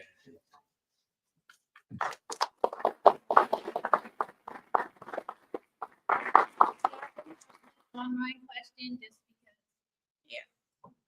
Okay. Super beneficial for first-gen students in underserved communities. How are you guys looking to personalize it towards specific communities that a student may be part of, such as being Black, looking for a community based on a major or personal hobbies?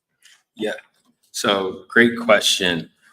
So the way we're building our platform, the idea that the pain point I had was trying to access other students initially when I was at UCLA. I wanted to access the law school students. I wanted to access engineers, but I was a business school student and those are the only people in my classes, right? So the idea of overcoming those silos is allowing student groups or professional networks. Let's use NSBE LA as an example. They're onboarding officially with us in our beta phase. They've signed an SOW. So if you were a NSBE member who wanted to connect with people that are in a certain industry, you could go on to Grad Pad and filter through the members by industry and start to pinpoint who you want to network and connect with. So you can network more broadly, posting out to the community at large, or you can use our filter system to boil down to industry and ask people more specific questions.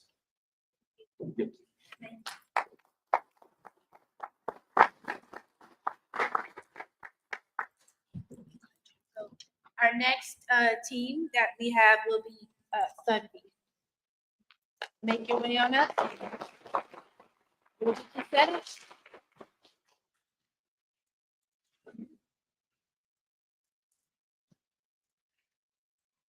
Still definitely a delay on this.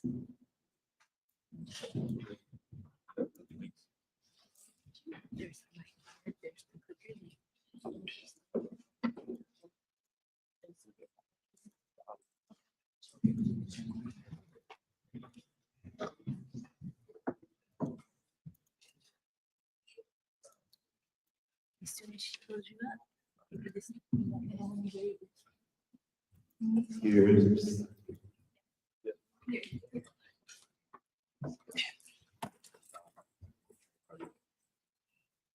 You can also, this is a camera that on the live stream, so there. Okay, all right. Good afternoon, everyone. Good afternoon. How many people have driven an electric vehicle? Please raise your hand.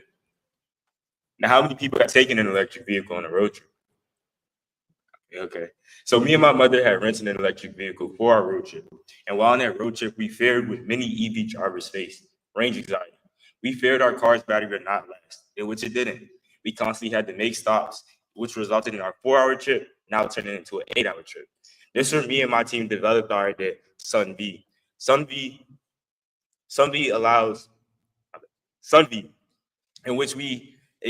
which is an idea that expands the range of EVs through the use of solar energy. This is my team of mechanical engineers and chemistry majors from North Carolina A&T. I am Jamal Mohamedou, a sophomore mechanical engineer who was interning at Honda this summer. My name is Julian McPherson. I'm a chemistry major at North Carolina A&T, and I currently do research on photoswitchable molecules. My name is Malcolm Hill. I'm a sophomore chemical engineering major from North Carolina A&T. I currently have a summer 2025 internship at Collins Aerospace. My name is Jackson Berry. I'm also a sophomore mechanical engineering student at North Carolina A&T. So what is SunV? Our idea is the attachment of solar panels to electric vehicles through the use of our idea is the attachment of solar panels to electric vehicles through the use of solar power. That will enhance the range through the use of solar power. This will then reduce the dependency of charging stations and make travel and transportation more efficient and effective for consumers.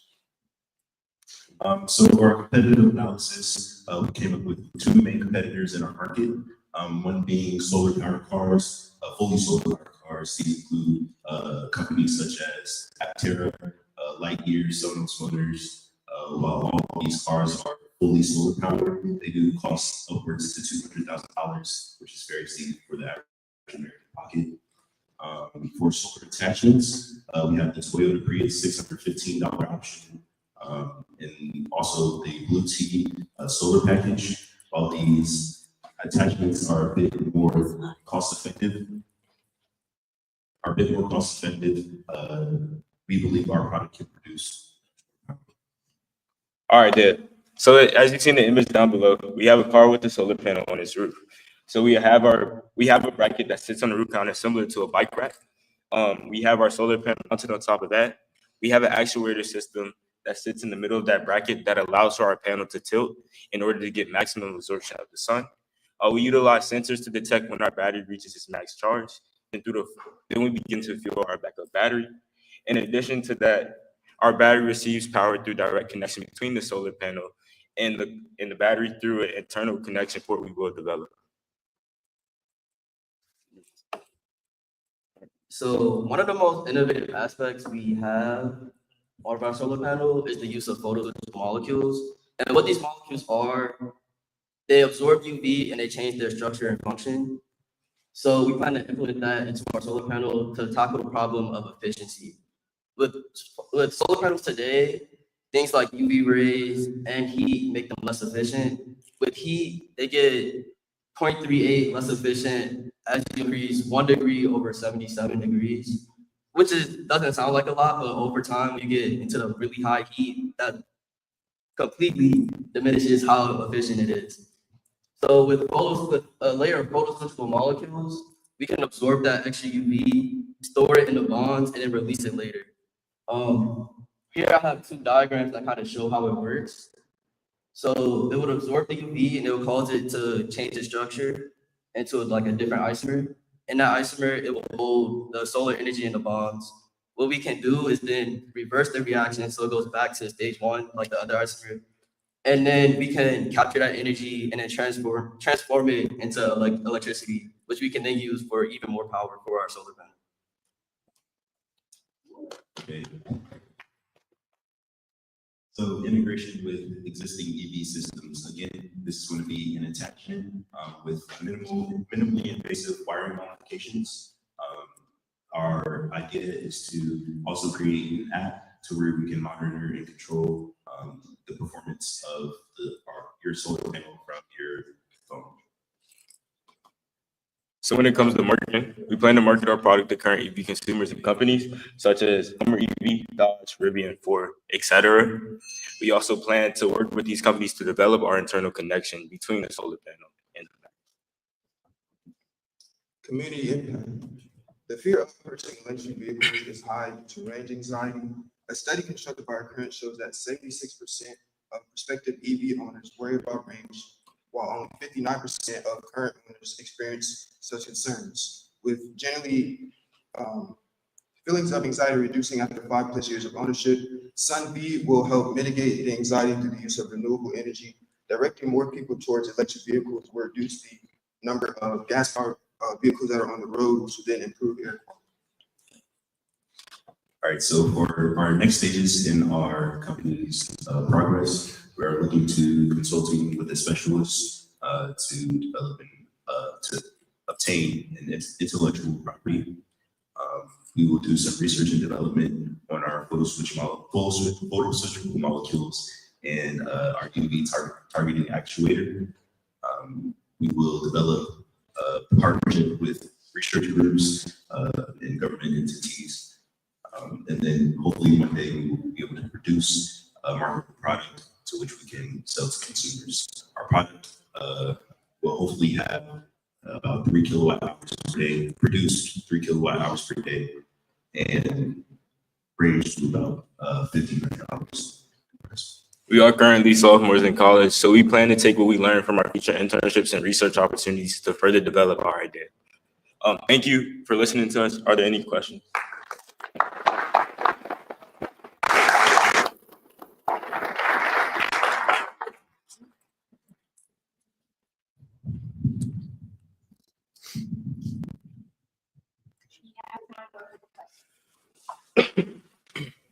Very impressive. Very impressive. It's always good to see young men in purple-tie suits. Thank you. You guys know this stuff. One of the things I think about once you go to market is after, if you install it after the product has already been on the road, will there cause any issues with the warranties on the cars? And also even before you create any warranty issues. So I don't know if you guys would have an answer, but just thinking through you creating warranty issues with the car post-production, post-manufacturing. Yeah, we haven't yet looked into that, but we'll most definitely implement that in our next stages. Thank you for that feedback.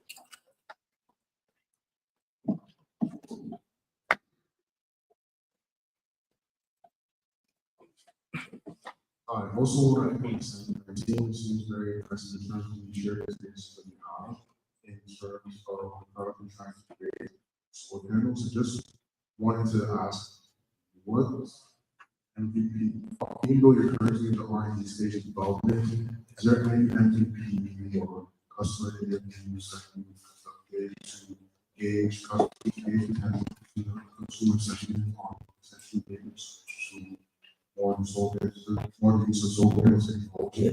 I'm sorry, can you speak up because it's like. Okay. First of all, do you know what an MVP is? Okay, so minimally viable product is pretty much just a way of testing out a feature that product is going to. It's pretty much a way of testing out the product without actually having a full-fledged product, but maybe testing out a small feature. So I was wondering if you all had any thoughts of potential experimentations and how you want to test out how consumers feel or how consumers feel about your product. Okay, so right now we were just in the idea phase. Like this is a really new idea. So right now we've just been doing our background research to make sure our idea can work, and the research on top of that with like, you know, me with the photo switchable molecules. So we will plan to do that in the future, but right now we just wanted to kind of show what we're thinking and like how bright the future can be. But we are definitely looking to creating more experiments in the future. First of all, Aggie Pride. Aggie Pride. My question is, from this moment until you can go to market, how long do you think that process will take? And within that process, do you have any particular milestones that you would like to reach before you go to market? So for the milestone, I think successfully converting that solar energy into electricity will be like the biggest milestone. And then also kind of just coming together to like make our idea a reality, like producing a prototype right now would be the biggest milestone. In addition to reaching out to research groups, especially seeing if our school will sponsor our idea so we can also get further on in the development stage. Yes, my question was around your IP strategy. So I think the most important thing in this idea right now is your IP. So have you started to look at the competitors' IP to make sure you're not infringing where's your niche? And I know you're gonna be working with consultants to your milestones for the next, 30 days to understand the patents around the competitors, where you're a niche, and then start to think about IP strategies. This is I don't want you to share this somewhere and try to fix it and have to switch your IP like tomorrow. So that should be your focus to say, have you looked at any of the patents today?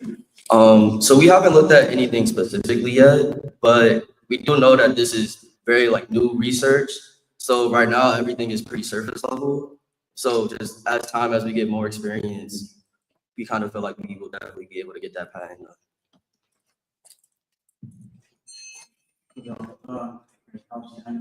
I looked at an investigation you guys mentioned that you were doing for about 3 kilowatt hours, and I wonder how that would improve the efficiency of batteries. Most batteries in electric vehicles range from like 50 plus kilowatt hours. So it's an attachment that will enhance the range. So with 3K, that's our target range because it will give you that extra boost, that couple miles that you need. And yeah, it's not like a full car battery. It's just an attachment just to get you where you need. So like think about if you were at work and then you forgot to charge your car. With the solar panel attachment, you will have that extra energy that you need to get to where you need. Yeah, so we'll have time for questions on the break and you'll be able to talk with some people. Thank you so much. Thank you.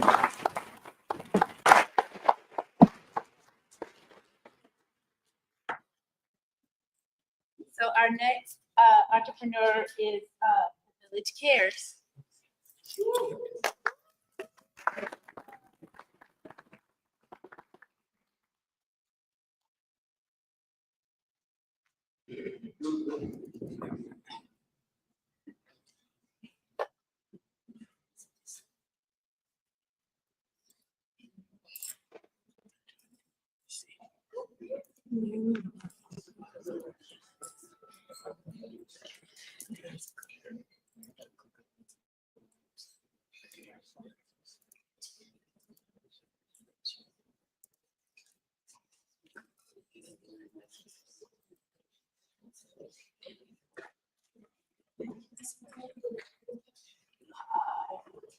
Wait a second. Let me see if I can get this to work this time. I don't know why it doesn't do that.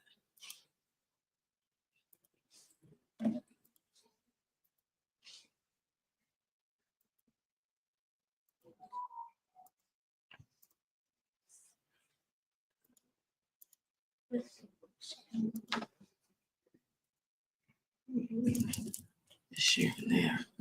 It's not sharing in the live stream. Okay, there it goes. Let's see. Let's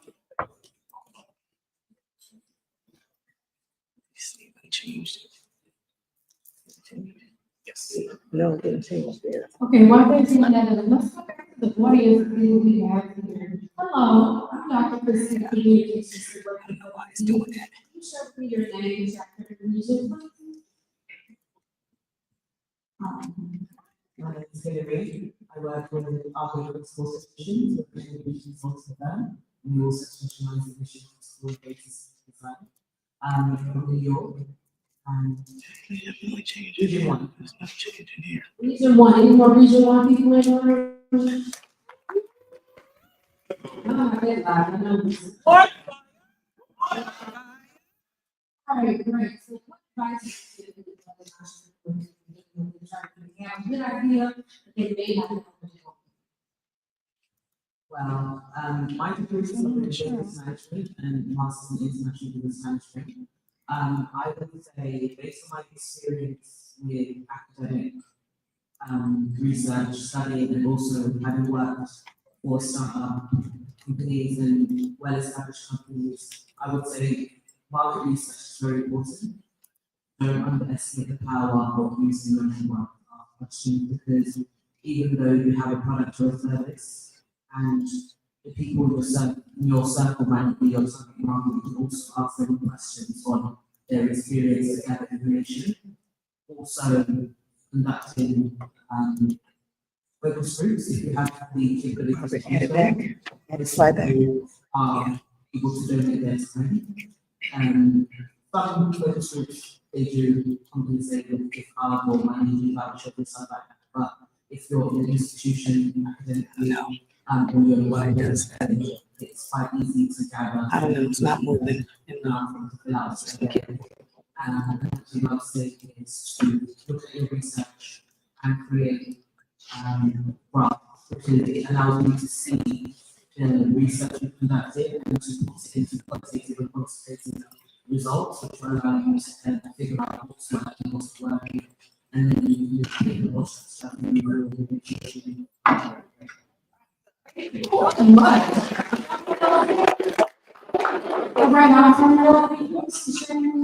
Hi, good morning, everyone. Good morning. Good afternoon, yes. My name is Shane Garrett, and I'm the founder of the Village Cares. The mission of the Village Cares is to make extracurricular activities more accessible. Now, currently, let's take a moment to orient ourselves. All of us here in this room are, young adults or professionals. As a child, let's think about what STEM activity did you dream of participating in? And now, think about a STEM program that you would want a loved one to participate in. There are a lot of programs out in the market, a lot of offerings, but often there's certain barriers to entry. So let's think about this problem in particular. So it is known fact. We all know that participation in quality extracurricular activities is one of the greatest indicators of future success in society. There's a hidden curriculum that you gain access to by going to dance, going to basketball, doing swimming. You learn about working with other people. You learn about respecting authority. You learn about following orders and, showing up on time, being respectful. There's all these things, there's all these benefits that young, budding members of society gain by participating in these activities. However, there are certain blockers. One is knowledge. Not every families don't know. A lot of families don't, especially from our communities. We're not aware of programs that could be around the corner that our children could participate in. Sometimes taking the time to research a program, participating in a program, even taking a child to a program, could lead to could create friction. And of course, there's funding. On average, in the United States, it's $2,200 for a child to participate in a program. If you live in a coastal city, that goes up more. If you want your child to participate in conferences or traveling, that balloons up to 2, 3, 4 times this amount. And this particular value is from a Lending Tree survey. So that tells you families are going into debt to provide for their children these experiences. Now, I said it before, we want to make extracurricular activities more accessible, but what exactly does that look like underneath? So it's to empower the providers themselves that are offering those programs to grow and sustain their businesses by removing those barriers to access for family. So right now, as it stands, our product is live. The finding feature of our product is live. You can go to thevillagecares.com. This hyperlink would go there, but for the sake of IT, I will not click it. Currently, we are based in Brooklyn and Queens. We have 800 plus providers that we engage with. And right now we have hundreds of site visits every month, and our funding features are under development. So let's think about the stakeholders involved in extracurricular activity participation. There are children, there are guardians, there's friends and family, and there's providers, the ones who actually facilitate it. The way we envision this ecosystem working is friends and family will be able to contribute to the families that are putting their children in these programs. And the Village Cares is going to help to organize that and systemize that. Now, by participating in the village, what you'll see is children, having those academic wins, parents and guardians being able to find and fund programs easier because their communities are now engaged. Friends and family now are able to feel like they're contributing to something that children are interested in. There's less waste. You're not guessing as to what the children might want or what the family might appreciate. You're actually giving them something that they already know and have vetted as worthwhile. And also now the community that is actually providing the services, the providers, the facilitators, their business will get more community awareness. More people learn about their offerings. And then they have a guaranteed pool of families that are going to be participating in their programs because now there are these funds that are allocated to them participating. So everybody wins in this ecosystem. Now, in terms of the addressable market, as it stands, there's 53.4 school-age children in the United States. Within Brooklyn and Queens, that's where we're starting off. There's 1.6 million school-age students. So right now, those are the individuals that we're targeting. Every child, we believe, should be able to participate in these programs. If you multiply that by the number on the previous slide, that goes into the billions of dollars. But our focus is getting children involved, not so much the money. Money matters, but the adjustable matter, making sure that children participate is the core of what we're doing here. Others that are solving problems like this, so there are programs, there are websites, there are services that have collective economics features that are based around children maybe and have activity discovery, but none of them are doing it all together and bringing it all into one ecosystem for serving the families, the children, the funders that care about these children. So currently, where we are is like I said before, Define feature is live in Brooklyn and Queens. We have hundreds of visitors monthly. The next step that we're doing our next round of research, speaking to more families, speaking to the providers, speaking to the funders, and gaining more of their insights into what we have built and what we intend to build so that we can further refine our funding model and build before we invest in building out that technology. And then going forward, once we have that funding feature built and launched, then we're going to be scaling first throughout Brooklyn and Queens, then throughout the 5 boroughs, tri-state, and then beyond. So how will funding be used? Currently, the fund that we raise is all going towards maintaining our current technical infrastructure. It will go towards guardian outreach. We invest in the time that people give to us. So when we ask someone to dedicate 45 minutes or an hour to doing a survey or asking questions or navigating our technology, we believe that their time is valuable. So we do, invest in that participation. Then also, this will go back into investing in the design development contractors and interns that work with us. Again, it takes a village. Thank you very much. This is a picture of our team. Some of our team is shown here. There's myself, Shane Garrett, I'm the founder, my co-founder, Jason. We believe in making this a collective effort. So we have, interns from NYU that we reach back through the NSBE network that work with us. With their participation in this startup idea, they've gotten offers from Amazon, they're getting interviews for other companies, just speaking about what it's like to solve problems that are community oriented. And we believe in cross-functional solutions to a problem. So again, thank you very much. You can scan QR code here to go to our website and see what we have built so far. Thank you.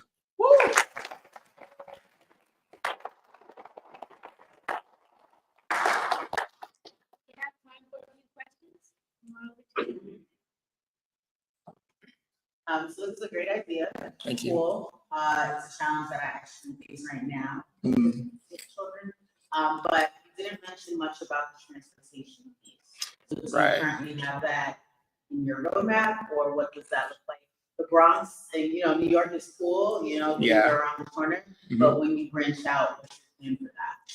So a part of our research, that is something that we ask families about.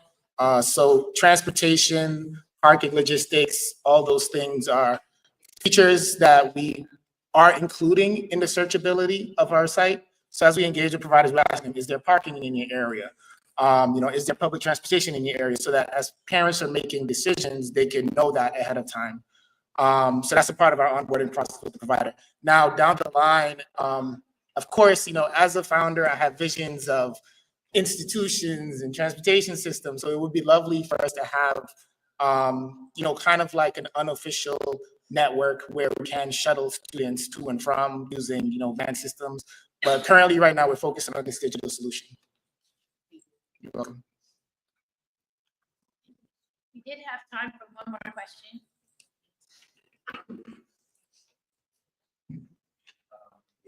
I think this is a good product. One question I have really on the side of activity discovery is that I know that I saw listening to some programs that were, and they have some Yes. But look for a parent that is looking for some STEM programs to enroll, whichever program. Are you thinking about maybe you can provide some specific criteria to filter down to what you want? For example, if the parent says that I want a STEM program, like transportation, something very close to me, and maybe to ask your parents, I want for this period of time, maybe 2 weeks, a month, involves travel. So kind of use that as the starting point, before you can kind of say, these are the list of programs that I want from the child. So I don't know if that is also part of. Yes. So, so as a part of our research and our design process, we understand that that is a huge part of the discovery process. So if you go to our website, you can actually see some of the filters that are there that allow you to kind of, again, for Brooklyn and Queens, I'm not sure if you're Brooklyn and Queens, but you can see by STEM, we have STEM as a filter. We have, again, it acknowledges your location, so it tells you how far these businesses are from you. And everything is laid out on a map, so you can see relative to other landmarks that you're familiar with. Yeah, so right now we do have a filtering system in place that allows you to down select. We have ideas for more robust, filtering systems, more conversational systems as well. However, this is our MVP. So the market was solving out. We're proving out the feasibility of, yes, the discovery, but the funding aspect of it as well. So yes, but to answer your question, yes, we do filter. Thank you.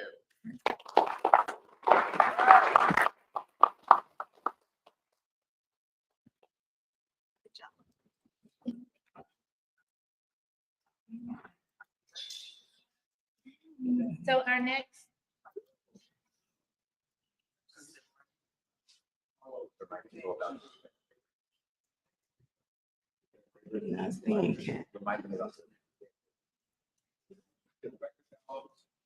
That's where I am. No. So just a quick reminder, if you have $100 bills, just came in and you didn't get your $300 bills, just kind of raise your hand. That's for your fan favorites. And so what that means is there's either going to be a link you can use, but you can go over here, you can spend your $300 based on your favorite pitch. So be sure to see, I'm sorry. What's your name? Jason? Justin.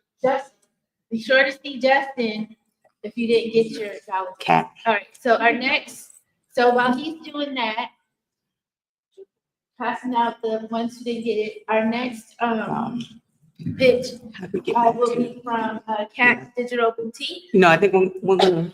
Oh, we're looks like we didn't download that one. So why don't we just come back after the break? Okay, so we're No, just go oh, to the I'm sorry. We'll come back to Cat. Fungi Fix. Nope. These are those ones that were in progress. So we'll go ahead and we'll Take the break. Oh, we're gonna take a break. Okay. So what we're gonna do, because we are very agile. So we're getting our dollars, and then we're gonna take a small, I'm gonna say 6-minute break. And then come back and get started with Cat's Boutique and then Fungi Fix. Thank you. Robert, put in the comments that we're taking a break, please. Restrooms are to the right. So which ones we still need to download?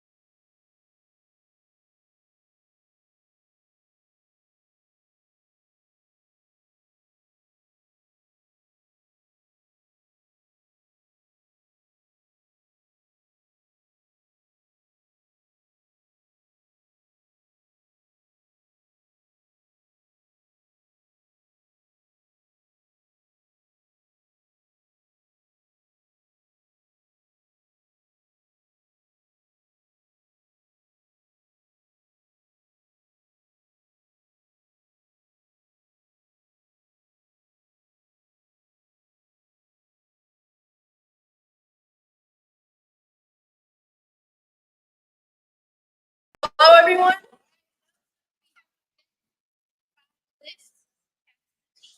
Hello. I'd like to start this off with a question. How many of you in this room own a small business? Raise your hand. Lovely. How many of you who own a small business have social media for said small business? All right, less hands, that's fine. So I'm Kisera Palmieri Etienne, and I'll be representing Kat's Digital Boutique. And we can offer you something that no other business can offer. Something that can apply to every single business that has presented and will present after me.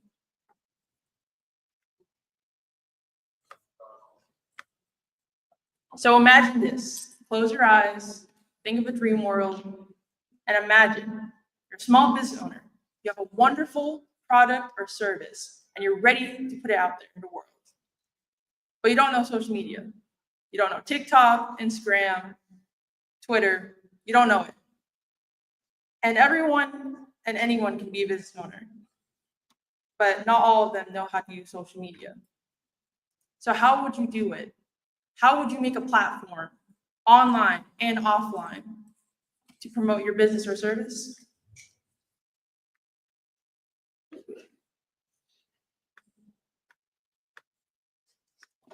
Using Kat's Digital Boutique. So the problem we solve. Kat's Digital Boutique offers something that can help with the problem of lack of time. Learning social media is not easy. It may have buttons and features and help buttons, but that's not really going to help you at the end of the day, right? You need someone who can help you step by step. So business owners lack time to learn social media, like the buttons and the features on it. Takes a lot of time, believe me. They lack the expertise. They lack the knowledge and time to just look over everything from certain colors for their highlights or logo names and fonts and all of that important things that takes a lot of time. And other content creation businesses have overpriced solutions that can probably break the brink of other small businesses.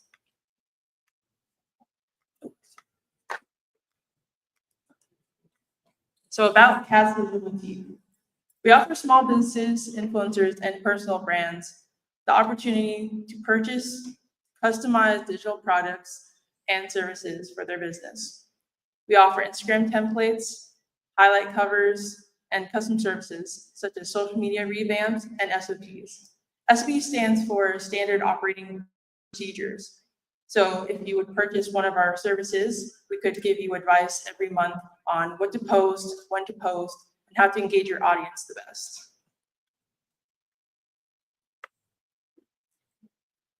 So the market opportunity, the digital content creation market is skyrocketing at 12.6% annually.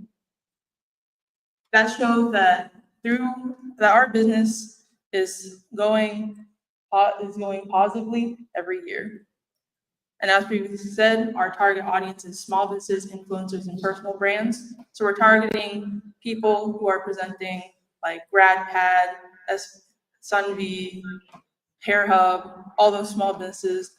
And unlike Canva and other freelance designers, we don't just offer cookie cutter content for everybody. We offer personalized content for your brand, your theme, and what you want out of your business and what you want to represent. And how we make money. So here's some examples of our digital products and their price points. They can range from $10 to $50 per item for digital templates. For custom social media revamps, we can start at $200. And for a subscription service, it would be $500 a month for ongoing content creation. And here are some analytics from people who have used our services. And as you can see, they have more content engagement. Their pages look lovely and beautiful. They're on theme with their brand, on the colors, the mood, generally what they want their advertisers and audience to see. And here are some different examples of the aesthetics we can provide. Since every brand may have an earthy aesthetic, they may have a technical aesthetic, and we can provide anything they need, whether it's pink, green, purple, not only colors, but different styles as well. And why you should invest in us. We are in a growing market. We are primarily focused in growing small businesses and making sure that they can be the best business they can possibly be. And we have a strong vision for growth and innovation. And thank you so much for listening. I will be taking any questions at this moment.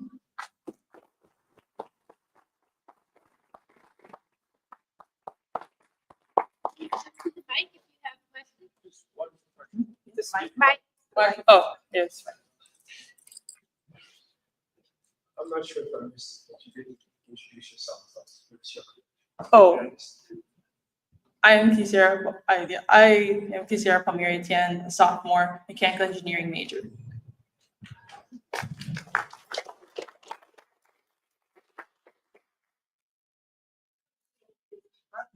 Oh, that worked.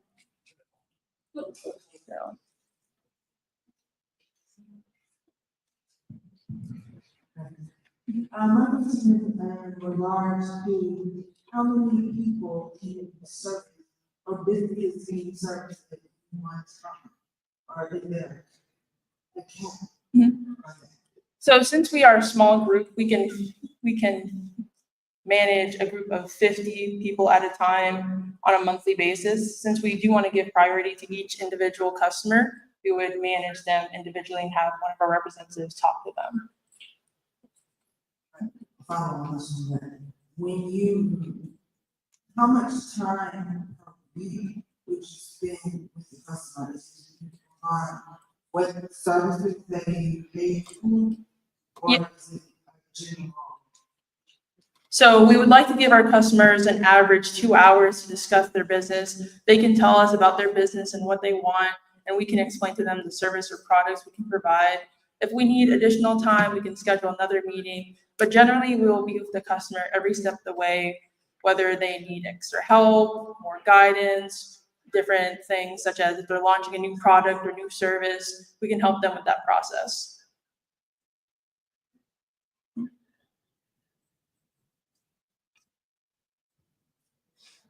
Thank you for the presentation. How much do you combat and deal with competition and social media marketing, whether companies or AI tools, content generation? How do you guys have a competitive bid? So as other customers may use AI art or customization, we would focus on primarily finding unique and driven artists within the community, looking towards the African American and Afro-American and Black community primarily, looking for small artists to represent themselves in art for other Black small business owners, entrepreneurs, and influencers. Thank you. Hello. Hello. My question is sort of about how would you account for a change in maybe some structure? Because it seems like the product is dependent a bit on the architecture of Instagram. So there's like some major shift in terms of the way that the companies are creating their product. How would you adapt to that to ensure that you still remain a good fit for the consumer? Of course. So depending on what product they're selling, whether it's a product or a service, we would adapt with the customer and see that if they're launching something new, we can adapt to them, help make new content for them to advertise that, as well as if it's a different platform, like if they're going from TikTok to Twitter or TikTok to Instagram, we'd help them mold the content fitted for that platform.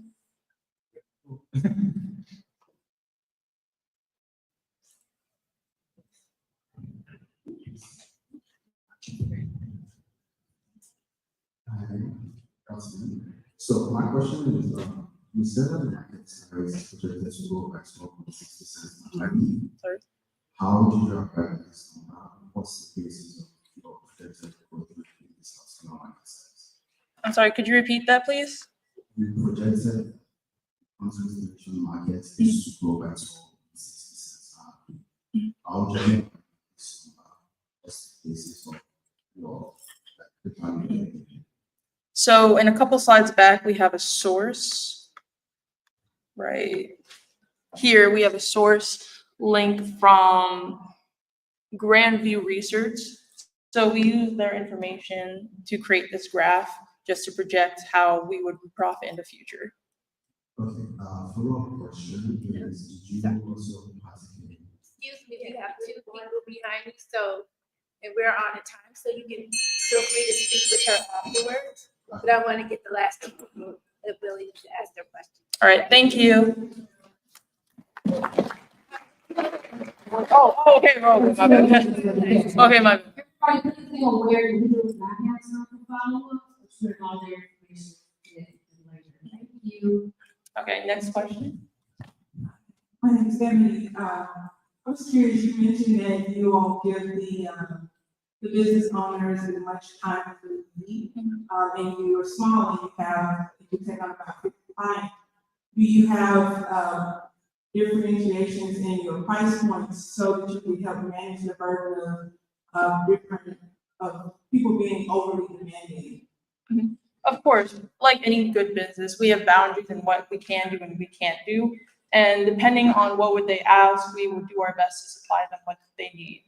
And primarily, as you said, and as I said before, since we have around 50 customers that we can manage per month, we would make sure that each one of them can meet their most highest priority needs every month. So my question is, would you go more into like the benefits of using your company instead of social media? Of course, like previously said, using our company would provide you with the unique experience of talking one-on-one with a person to create your content on social media. The benefits of that would be primarily that you could create anything you wanted. We wouldn't just give you some AI-generated, unnatural-looking images. We would give you something beautiful. Say if you had a self-care brand, we would try our best to see if we can get the best photographers, the best image creators, best graphic designers, create content that you'd be proud of to have. Thank you. Again, we will have breaks in the networking and you'll be able to ask all the questions then. Thank you so much. We're going to move on to our next list of focus paths. Okay. So we'll do your presentation now. Okay, well, thank you for the loaded presentation. I'll go back to my community engagement. I'm the communications director from Entrepreneurship CA. And I'm so happy that you all saw the communications and you showed up. So I'm just going to talk to people who don't look like they want to talk to me. Okay, so hello, sir. Your name, your chapter, your region, please. Solomon Jacobs, I'm at the University of South Carolina chapter of NSBE, and I'm in the Okay, so are you a learning entrepreneur, or are you just entrepreneurship minded, or are you just here because it's nice to I'll say team member. I'm entrepreneurship and also this is where it is. A lot of ideas, interesting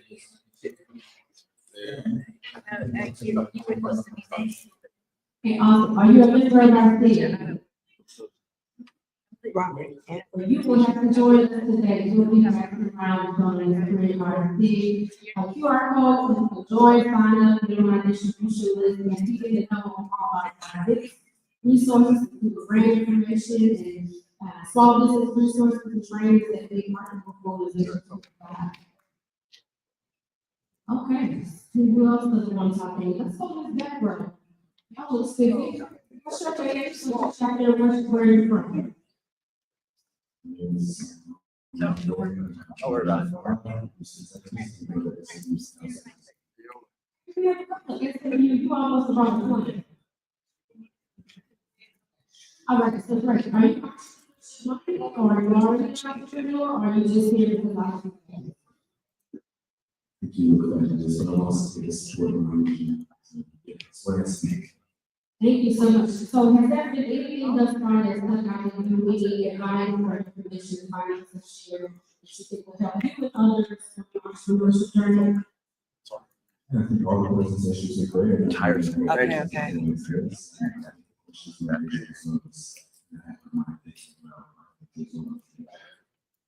Right, thank you. Everybody can be seated. Well, here,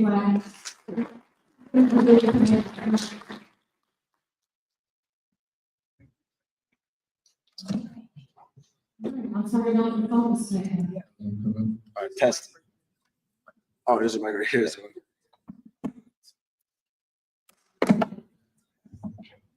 Yep.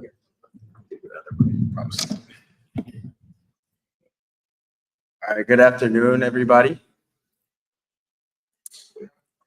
As a 13-year-old boy, I often struggled with learning. Fortunately enough, I had parents that gave me the support that I needed, but not everyone has these capabilities. That's why we created Focus Pad, a study tool that allows students manage tasks, improve their productivity, and learn in an all-new gamified way. Now think about this. 1 in 5 students in the US have learning disabilities, but only 17% of their students receive help.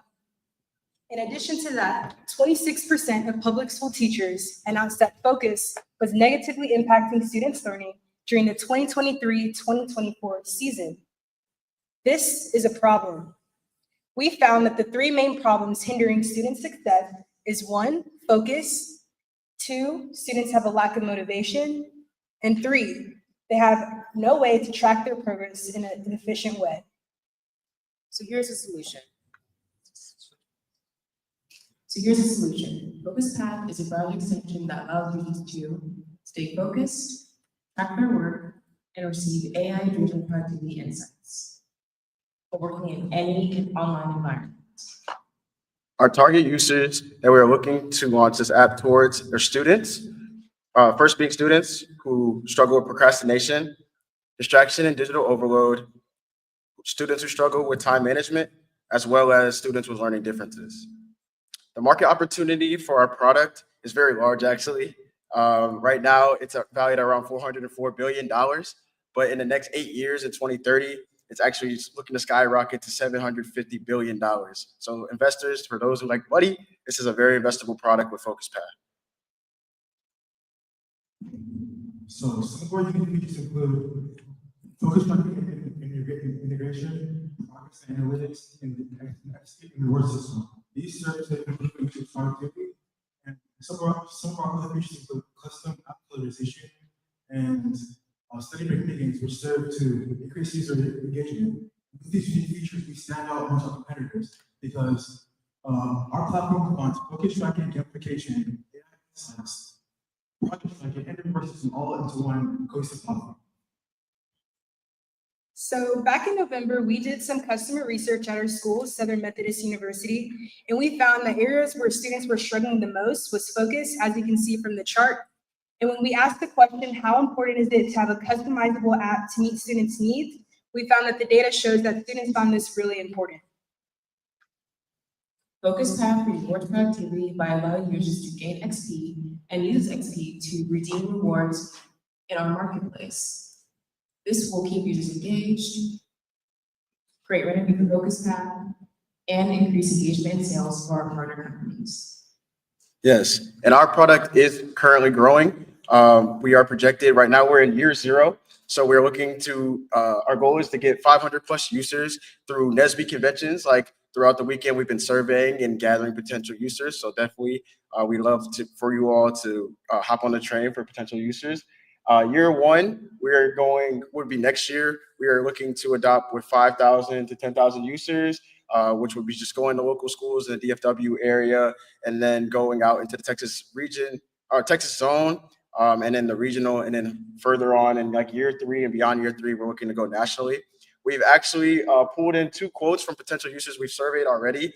And one of the quotes actually say that our app is like the Duolingo for focus. And so that was really cool. And another user actually commented and said that this app holds users accountable.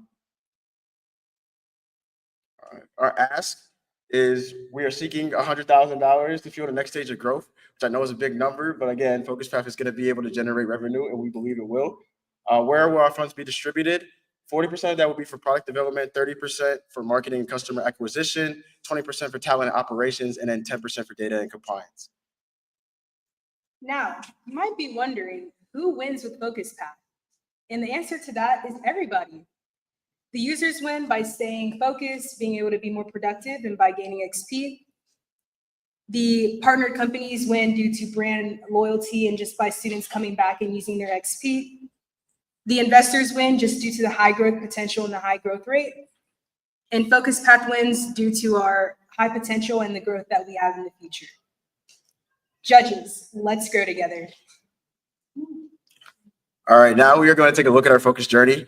As the users log in, they are created their users. You can create your user profiles. We have our level selector here, easy, medium, and hard, which are in 15-minute intervals, starting with 15 minutes. I've actually unlocked a lot of colors because I've been using the app and I have like 2,000 XP points. But as you can see, as you go, you can unlock colors for, said customization for your app, as well as avatars. I have a crown right there in the top right corner, which I actually unlocked as well because I have a lot of XP. If you are a light mode, dark mode person, we've implemented light mode, dark mode for accessibility purposes. If you don't know how to use Focus Path, there's a tutorial. We also have many games in here. Right now we have rock, paper, scissors and guess the number because we see students with learning differences love to play games. And so here's a look at your avatar that you'll actually see after you log in as a new user, and you'll get to just pick a set avatar, as well as you can change the colors in settings as well. So we have plenty of features in our settings, and then you can log out, and that would be your Focus Path journey. Now, after your Focus Path journey, you're greeted to the post-session survey. So the user would put their information in and the task that they were doing. This survey acts as a cognitive accountability partner. So essentially, it would act as a partner to make sure that you're doing your tasks. And in the future, we hope to use AI to get some more data and allow it to be a more personalized experience after the post-session survey. So here's a product timeline. In November, we started to research and figure out, who needed this solution. And then from January to February, we prototyped our app, give a little bit of a working demo. And now we're in beta testing. So we're looking to, add more features that we just want, just make it a more inclusive experience. And we're projected to launch on March 25th. Yes, just to kind of reiterate about our expansion timeline, we are first looking to start with student users at conferences like this, like NSBE, utilize schools at SMU, that's where we go to school, and then from there going to our DFW chapters that are in NSBE and outside of NSBE, and then from there going to the Texas zone and expanding towards the region and then nationally. Here's a look at our team. My name is Travis Pryor. I'm a junior computer science major at Southern Methodist University. My name is Christy Marunza. I'm a sophomore at Southern Methodist University studying finance and computer science. My name is Onyx Smith. I'm a sophomore at Methodist University, and I'm majoring in computer science. And I'm a junior at SMU studying computer science and data science. Again, if you're interested in giving us feedback and being a potential user of Focus Path, we would love for you guys to scan our QR code. We will be launching, our goal is to launch in August, and so that's when you guys will be able to use it. But for now, this QR code will allow y'all to do that. For the judges, now is the time for action. With your help, you can revolutionize student success and bolster student learning. Let's focus on making this vision a reality together. Thank you.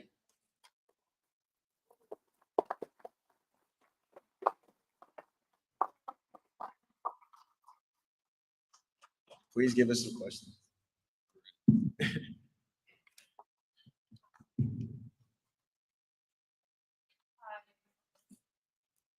Go ahead. I have a question. So you said that this department With and without. With and without. Yeah, it's everybody. So how would you pertain to assisting people with specific learning disabilities? Yes. Like for people with maybe some of them could have a hard time focusing on specific subjects, and some people probably with other people that have like Yeah. various too little, too much kind of Yeah. issues. How would you personalize it for each individual student? Yes. So first and foremost, I actually have a learning difference as well. And through that, I was able to get testing and get accommodations at my school. So I know certain schools have departments where I think actually every school has a department where they have a place for students with learning differences. Right now, Focus Path started with students with ADHD. That's kind of how we came about the research. We've noticed when students have ADHD, they get locked in on something for a long time, whether that's like gaming, can actually be a benefit to them if they were able to hone that energy into like education. So that's why we made it like a gamified app to keep users engaged. And even students without ADHD, Gen Z typically has a fun time, a long time with games and TikToks and things like that. So we're trying to implement some of those things in the focus path to not only have students, users engaged on the app, but also be rewarded for their engagement. Yes, thank you.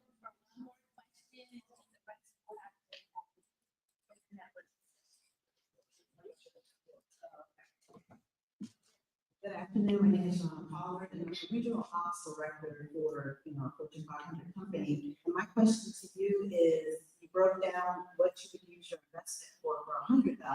I don't have $100,000. Yes. But what would you do for $10,000?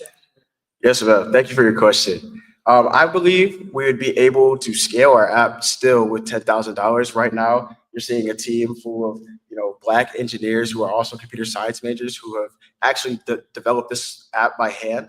And I feel like we really wouldn't need the cost for really outsourcing, but having $10,000 would be able to maybe bring in a couple of engineers that would be able to advance the AI process for our app and help speed up the process a little bit further. But in terms of scaling and building up, we've kind of just been doing that by hand right now.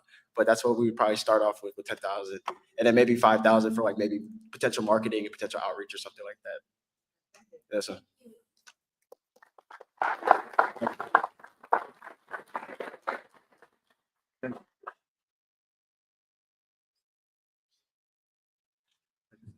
So next we'll have Fungi Fix.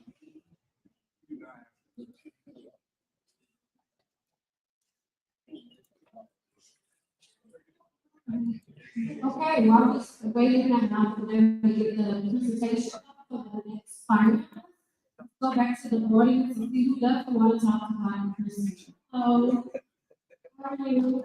Yeah? Okay, what's your name, what's your chapter, what's your vision? Yeah. Okay, we got the SMU Soul playing back here. It's off the whole gym.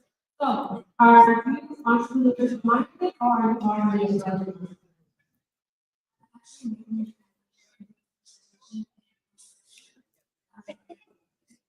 Okay, great. I'm glad I can already because I'm not standing so what's one piece of advice or one thing that you learned today from the 5 months of college capacity to aid you in your entrepreneurship? Come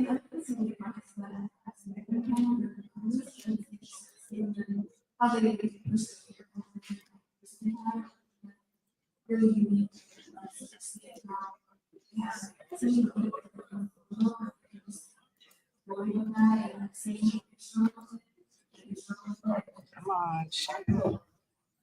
Great. Thank you so much. Everyone give our hand clap.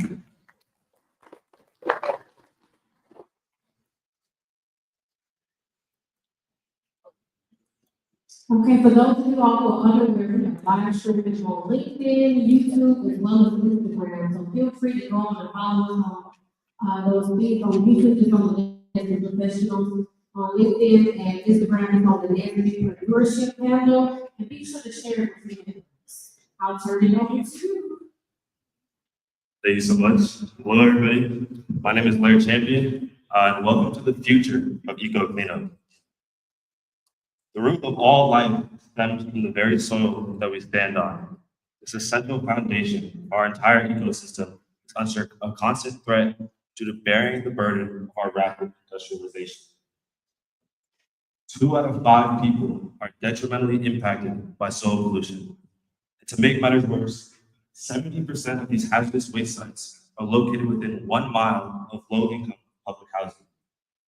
Exposure to soil contamination could lead to serious adverse health effects such as cancer, brain damage, and even death. The companies that are responsible for cleaning up this soil, generally speaking, resort to using invasive and expensive solutions.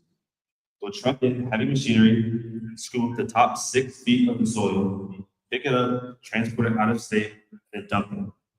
This is both expensive and extremely invasive. Additionally, it doesn't solve the problem, it just puts a band-aid on the issue. What if I told you at Fungi Fix, we had a natural solution to this problem using an unsuspecting ingredient, mushrooms. That's right. We're able to tap into a billion-year-old process known as micro-remediation to clean soil. Micro referring to mushrooms, remediation referring to cleanup. Here's how it works. The mycelium root network of the mushroom expands 6 feet deep into the soil. There it is able to pick up present contaminants that are in the soil. Some of them they're able to convert to organic compounds. The other ones they're able to transport to the fruited body head of the mushroom and store them. So here's what we do with Fungi Fix. We first assess the site needs, determine what chemicals are present at the site, what the climate is of the site, and by that data, we're able to determine what the best mushroom is to perform the remediation. After our remediation is complete, we're then able to return the land back to the community in a better state than what it once was. But our solution doesn't just stop there. We're able to cut off the head of the fruited body mushroom, chop it up, and implement it into sustainable building materials. These building materials are revolutionary because they lock the contaminants away, preventing them from being accessible to and harming humans in the future. Additionally, they help reduce the overall carbon footprint of the construction industry by decreasing the reliance on other carbon-intensive materials. Additionally, for consumers who purchase those materials, they're able to benefit from these benefits, an ESG score boost, which increase the overall investability and sustainability of their building projects. So what is our business model? For the soil cleanup, we aim to contract out our remediation, targeting both private and government projects. In the future, we hope to partner with an environmental consultant agency to streamline this site gathering process, overall generate revenue through these cleanup contracts. In regards to the concrete and cement manufacturing, we aim to license out a proprietary formula to large-scale building material manufacturers, allowing us to target large-scale infrastructure projects and overall generate revenue from these sales of materials. So what is our market potential? There are 3.45 million acres in the United States of contaminated land in which the land is contaminated for the first 6 feet of the soil. If we were to clean up this land using traditional remediation techniques, we would be spending $214 billion. What if I told you that Fungi Fix could cut this price more than in half? Using Fungi Fix's services, we were able to save $35,000 per acre of remediation. So if we were to remediate all of the contaminated land in the United States, we would be saving $93 billion, that's a billion with a B, $billion.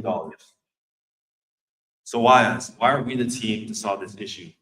We're driven by personal experience, having lived in these communities that are historically impacted by this problem, understand how it has adverse effects on the health of people who are passionate about fixing this.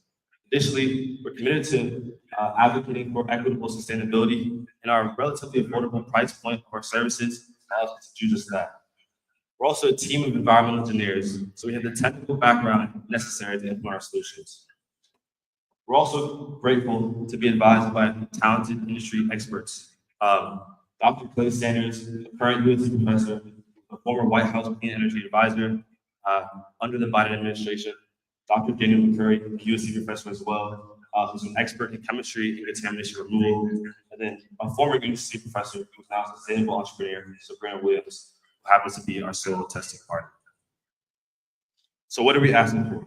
We're looking for operating capital to start an additional pilot site. We can help streamline our remediation process. Additionally, we need assistance in regards to applying for and obtaining provisional patent to protect the IP of our holistic process. And then also any connections in both the cement manufacturing world or the environmental consulting world to help us have those meaningful, powerful conversations. With that being said, thank you so much for your time and join me in helping us clean the world one mushroom at a time. Thank you.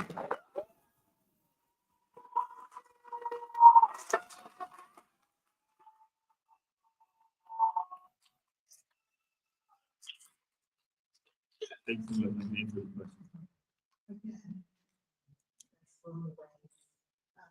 What's your IP strategy? If you don't have it, we need to start thinking about those partners in your life. Because IP strategy for 90 days. You don't want to this. You have started looking at IP Yes, we have. Yes, that's a great question, so thank you. So we've performed a lot of extensive research into micromediation, the process itself, and there is no patent that is necessarily patenting performing micromediation to clean up soil and waste. And we're also looking at patenting the holistic process of both the mushroom cleanup and the brick. So we're trying to finalize what our cement blend will be like. We're doing structural testing, leachate testing on our MVP. And then once we have that finalized, we have all the information necessary to go ahead and file for a patent. Okay, gotcha. Thank you, I appreciate that. Question? Oh. Thank you for that information. So the question is, beyond touching, what is the timeline for moving forward, like this year, next 5 years? What do you expect? That's a great question as well. So the quick timeline is we just finished our research phase where we did extensive micromediation research. We also finished doing micromediation on our pilot site located in South Central LA on a residential property. Now we're in our developmental phase. We're doing the MVPs testing that I stated earlier, as well as trying to finalize this blend and then file for a patent. That's our main goal. Then in our growth phase, we'll hopefully be able to establish a cement partnership where we'll be able to license out our formula to a manufacturer to mass produce our materials. Then begin also contracting sites and generating revenue. Then finally, in the future, hopefully to have an environmental consultant agency as a partner to help streamline the process of obtaining new sites, as well as to scale both regionally and then nationally as well. Of course. Good afternoon. My question is around, I used to work in soil remediation for a little bit. So my question is around, how long do you think it will take to remediate the ground area wherever you're working? Have you thought about different types of soil issues? So is it one fits all, or is there some variations you need to do? And then how much mushrooms per acre were you thinking? It's a very good question. Thank you. So I'll go to this slide right here, which first has how long it takes. So after 16 weeks, our research showed that we were able to remediate the site to a 95% level, just using the mushrooms and having them complete their cycle. And so that's quick enough for our agriculture to be grown on the site because the roots of the agriculture won't go that deep.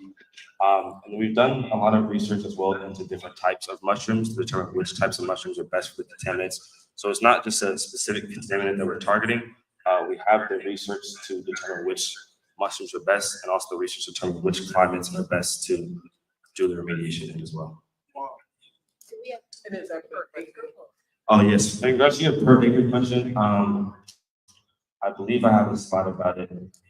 So 1 pound of mushroom yield is able to cover 5 square feet.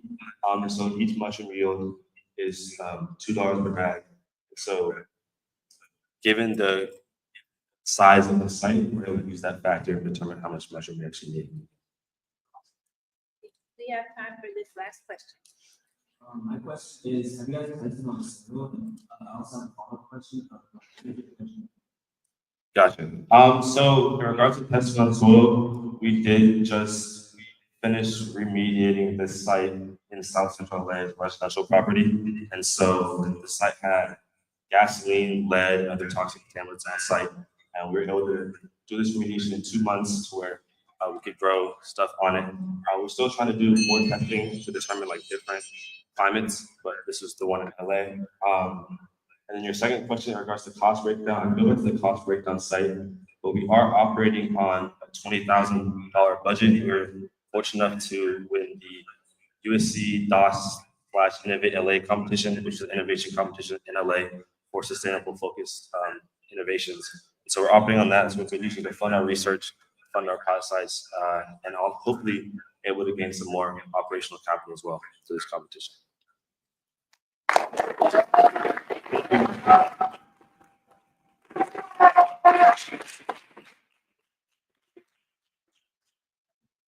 gonna take a little break. I think some of our coaches need about a 5-minute break stretch at least, if you don't.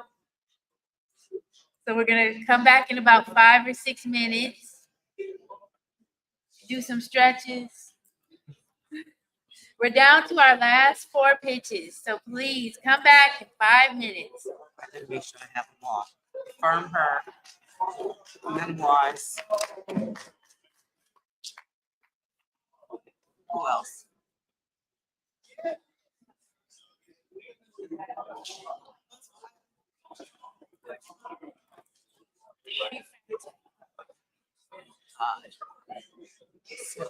Okay, so What are the last 4? the last 2 that we don't have here are Refract Tech and Organ Point. Organ Point, I remember was download.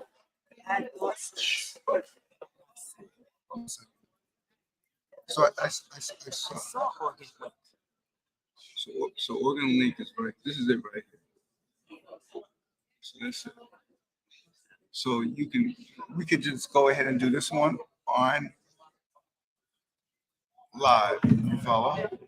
Don't worry about and all that. Right? This was very big. Yes, exactly. All right. Just So put it. Refract. So refresh.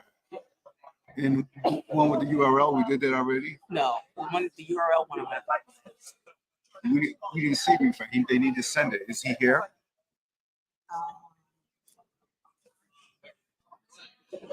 Is that what they were missing? Refract? I think they're missing. I don't. Wait, double check. Just type it in. Yeah, I'll double check. Yeah. Yeah. ACT. Might have called something else. Yeah. So I mean, I can check my email, but you need to get. Who's here from Vive?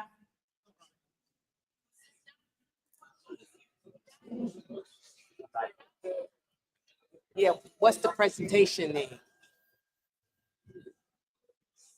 It's from Diamond. I don't know. It wasn't in there.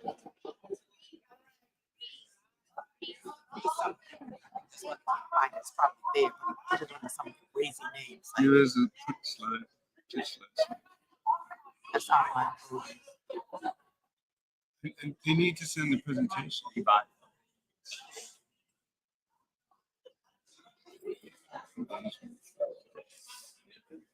Go back to the OneDrive. We put it under some other name. I think that's why we can't find it. No, we you don't can get the name of the send file. it. Just send it again. Send it again. That's all. The person needs to. Yeah, but he's not here. So we do his last. Yeah. No, we're not. No, when It should be in the OneDrive. To the OneDrive. It wasn't but OneDrive. the Just can't the remember whole the name point, of if the file. he's not here, because he can easily send it to us, send it to me again.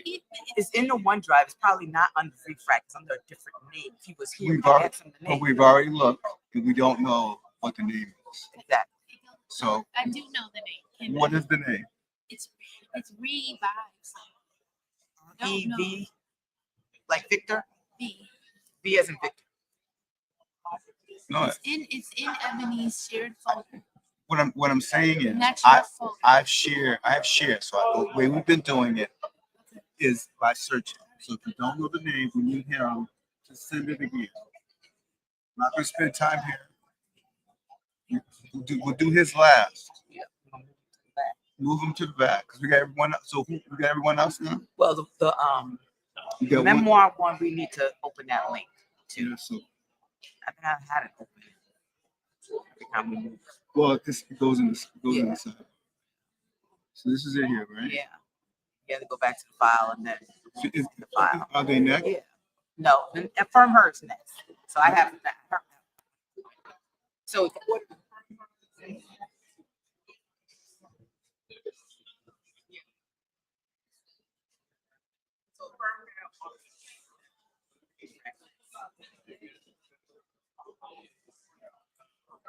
Right, so RAV. That's why we can't. That's why we can't find it. Go back to the OneDrive. R is great.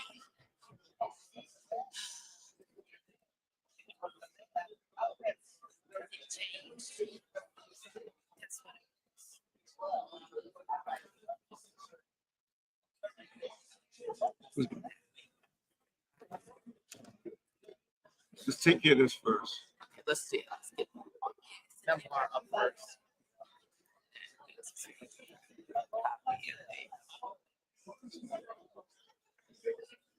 can't believe we allowed this to happen. They gotta send us files. Exactly, they don't compete. They don't. This. It's not cut-based.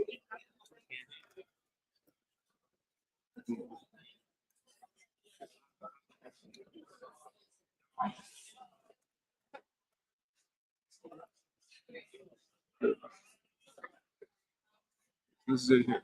Yep. Control C.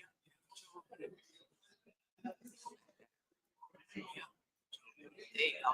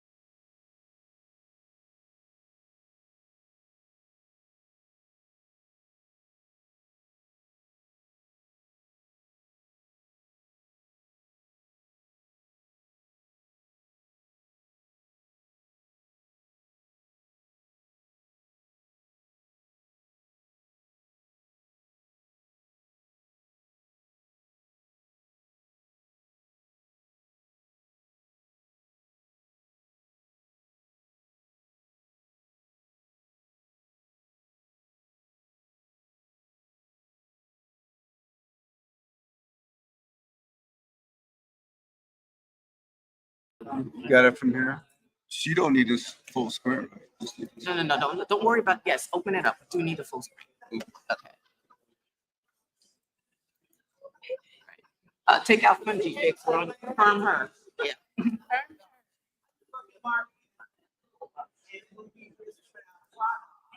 Ready? One second.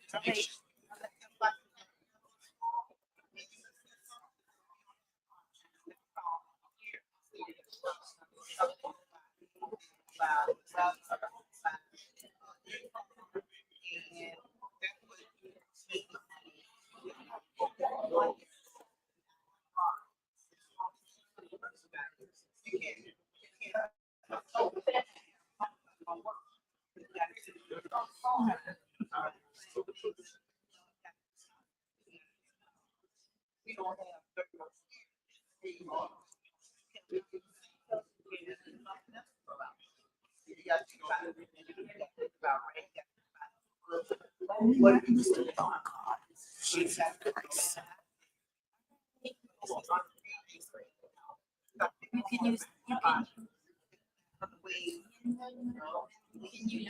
your mic.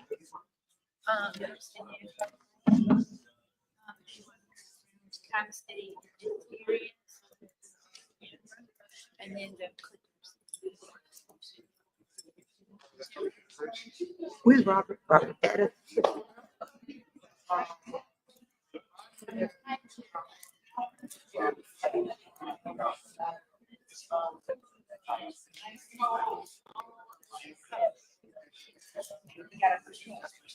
Okay, we'll be resuming in just a minute, so you all will try to, end your conversation and try to see. We'll just start with the- Our next finalist, Affirm Her. And you can go ahead and get started whenever you're ready.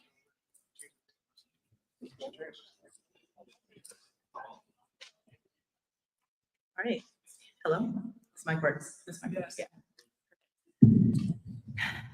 Hi, everyone, I hope everyone's having a great day. I'm Adama Akoma, people call me Ada for short, and I am the CEO and founder of Affirm Her. It's a hair care line that creates safe and sustainable formulations to help to secure your crown. So to all you 4C queens out there, how many of you have had these gloomy thoughts when trying to tame the mane? Thoughts like, I spend so much money on hair products. Doing my hair takes all day. My curls are gone. Where are my edges? How many of you, right? We've all had these thoughts, right? I see you guys. Well, that's the thing. It takes so many resources to maintain our hair. I mean, we spend so much money, we buy so many products, and at the end of the day, our hair can still be damaged. One may ask, what makes taking care of Black hair so difficult? Well, I'll tell you. So in general, when you want to maintain healthy hair and you want to maintain growth, it has to have a moisture and a protein ratio, a sufficient moisture and protein ratio. And depending on what your hair type is, that ratio is going to be different. So there are 4 general hair types. Type 1 is straight, type 2 is wavy, type 3 is curly, but it's fringy, and type 4 is very beautiful. It's very unique, it's kinky, and it's coily, it's our hair. And because of the nature of our unique hair, the oil that comes from our scalp cannot penetrate the shaft of the hair so easily as it can with type 1 to type 2 to type 3. And so the current products here that are on market lack the penetrative properties to actually nourish our hair. So why does this matter to me? Because I too am a 4C queen. I'm a doctoral student studying material science and engineering, and oftentimes that means that I'm in the lab. I'm creating things, I'm pushing the boundaries. And what really fascinates me are the structure and properties of materials. And oftentimes I'm leading experiments where I'm optimizing the materials that we use in our day-to-day lives. Why this is important is that a lot of the experiments I've led has actually been nationally recognized. So I've won various accolades for my independent research. So I think when you're asking the question, who can create a formulation for us by us, I am the perfect candidate.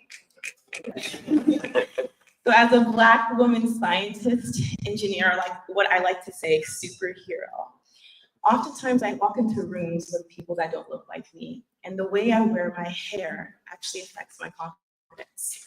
I know a lot of you can actually relate to this. And that's why I stand here today to propose a solution that will uplift our community one crown at a time. So when looking at the competitive landscape, a lot of the products that are out there, the pioneering products, as I like to say, they first started being for the people, for the culture, but later they sort of flipped the narrative, right? They changed to market to a wider demographic, a more Eurocentric demographic.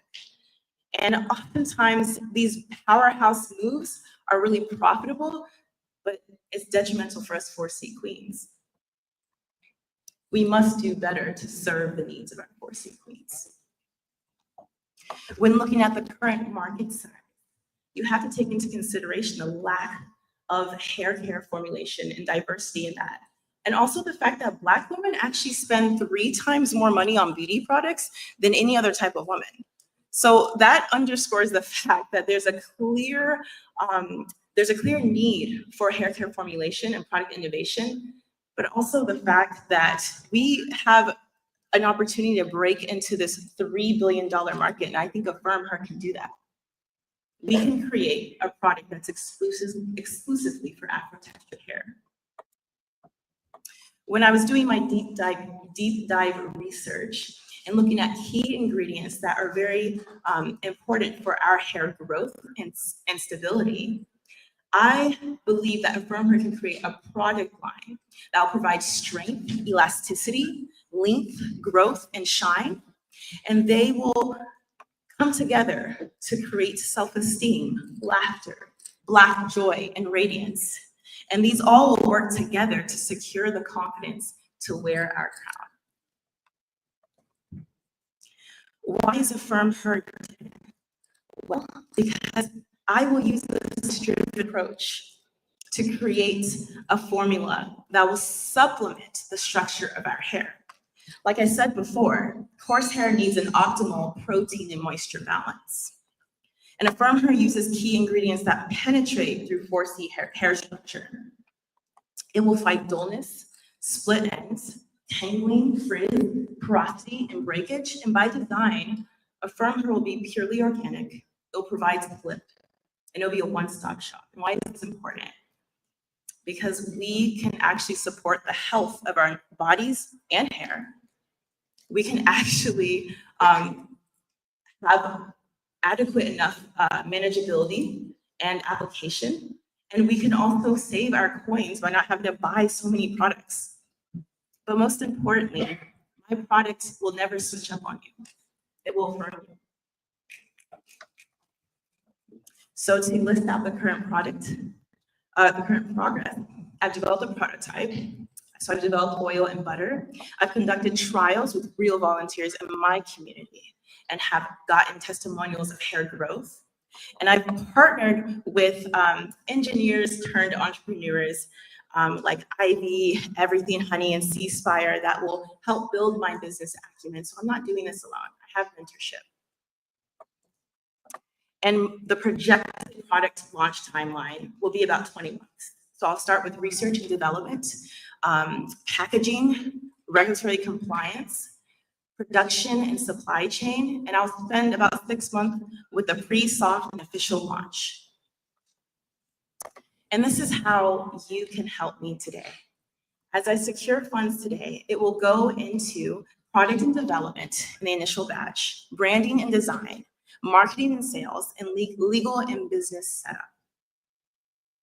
I stand before you today to say that Affirm Her represents a very important theme to all of us. It represents the NSBE values, to not just only excel academically, to succeed professionally, but to also make a positive impact in our community. And by partnering with me today, you will help in doing that and driving that mission. So please vote for me and also scan the QR code to connect with me on LinkedIn. And we can help to secure our community one crown at a time.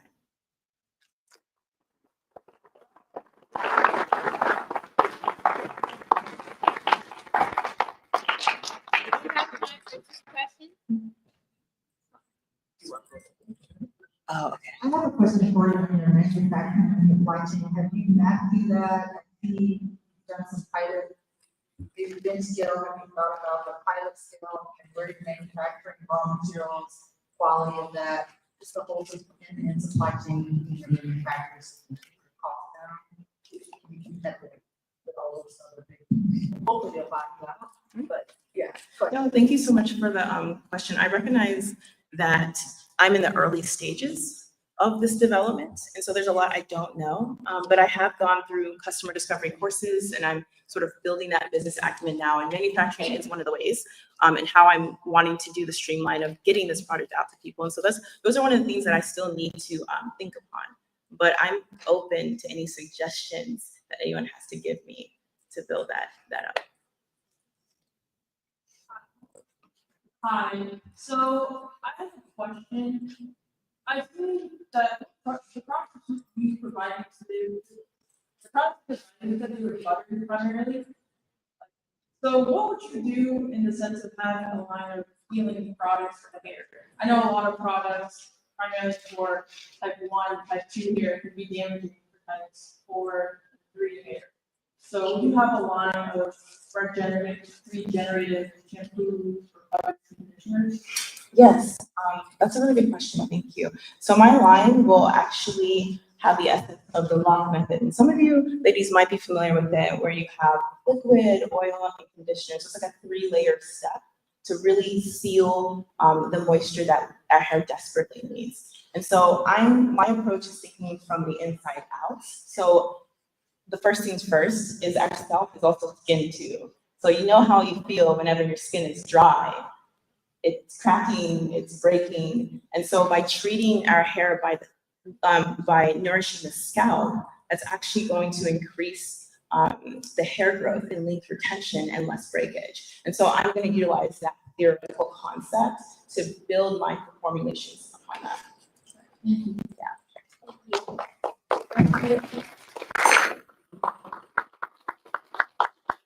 Thank you so much.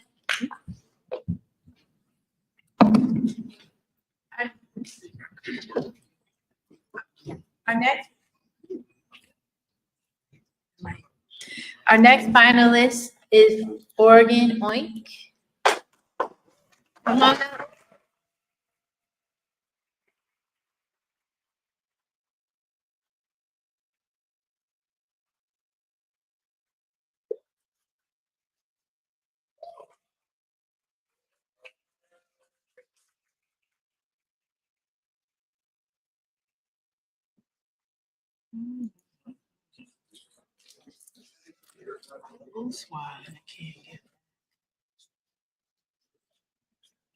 All right, well, let me do that. I want to ask you all a few questions. How many of you here have been in NSBE over 10 years? Right. You know, like, yeah. Easy thing. Yeah, I've been in there for over 10 years. All right, how many over 20 years? Okay, I'm coming to talk to you after this next presentation. Thank you. I'll turn it over to Oregon.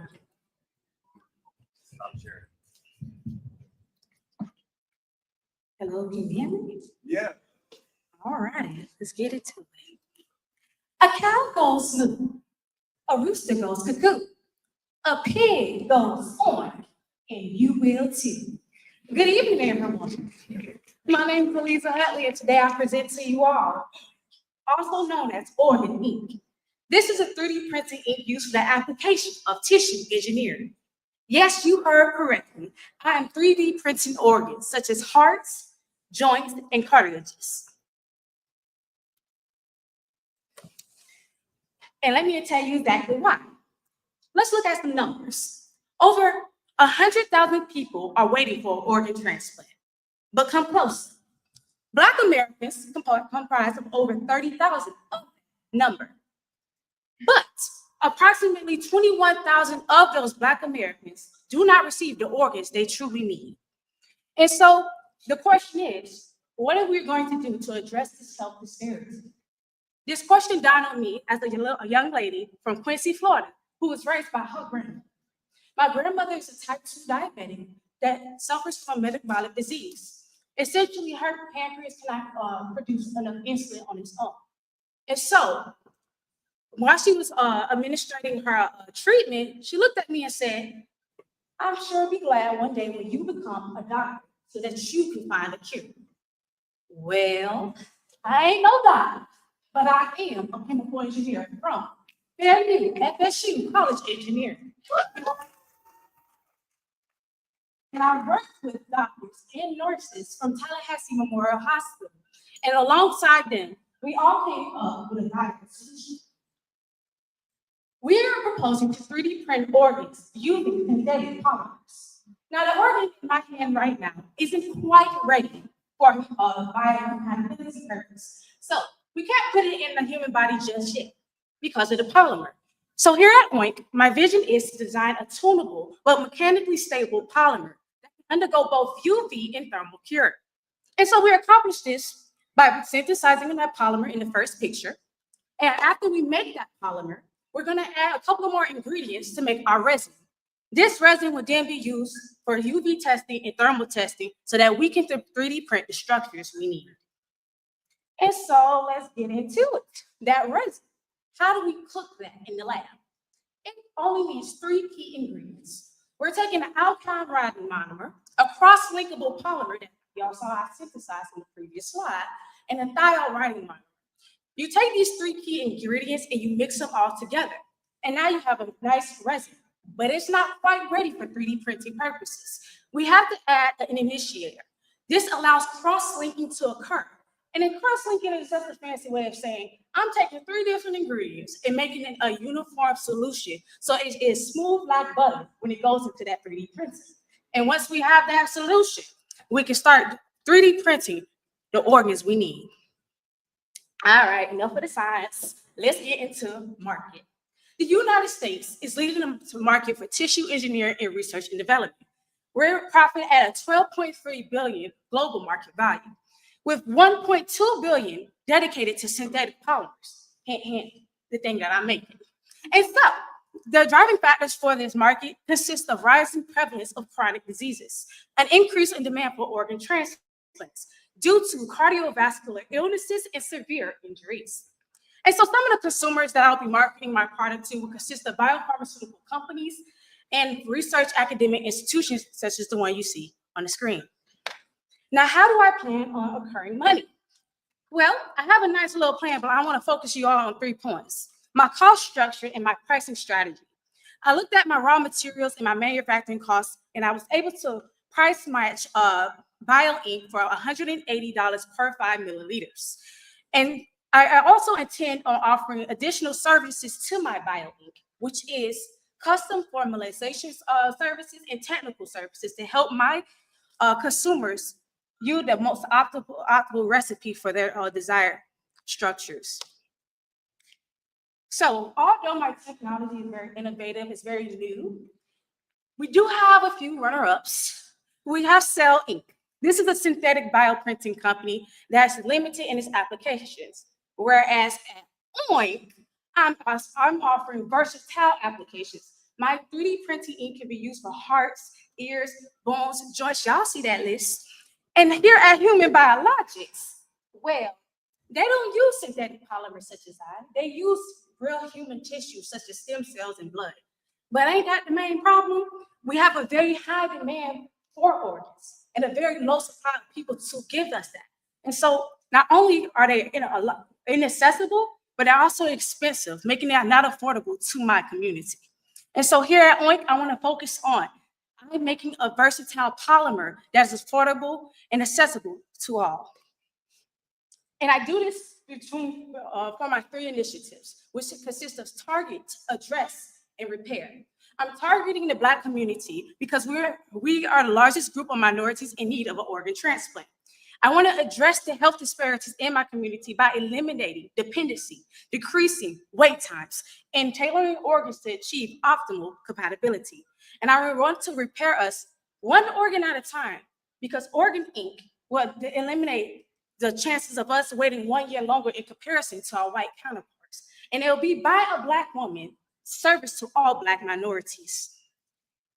I want to re-emphasize my points, which is I am versatile in my applications. I am affordable and accessible. I'm giving you guys the tool, the 3D printing ink to bioprint organs. So I only asked you all just one question. Keeping all these valid points in mind, will you choose?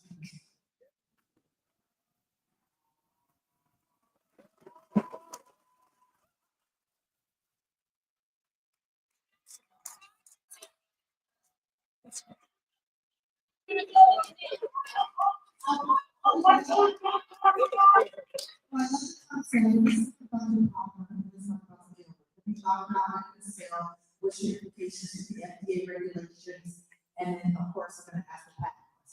Don't have to answer those, but make sure that the patent will be thought about and scale and offer to put into that 3D printer to make all of your unique organs. Y'all got that scale yet? Oh, I sure did. I actually, yes, ma'am. Optimizing is something I actually learned over the summer at Eli Lilly. And so it simply started off as just making a polymer and a resin for 3D printing.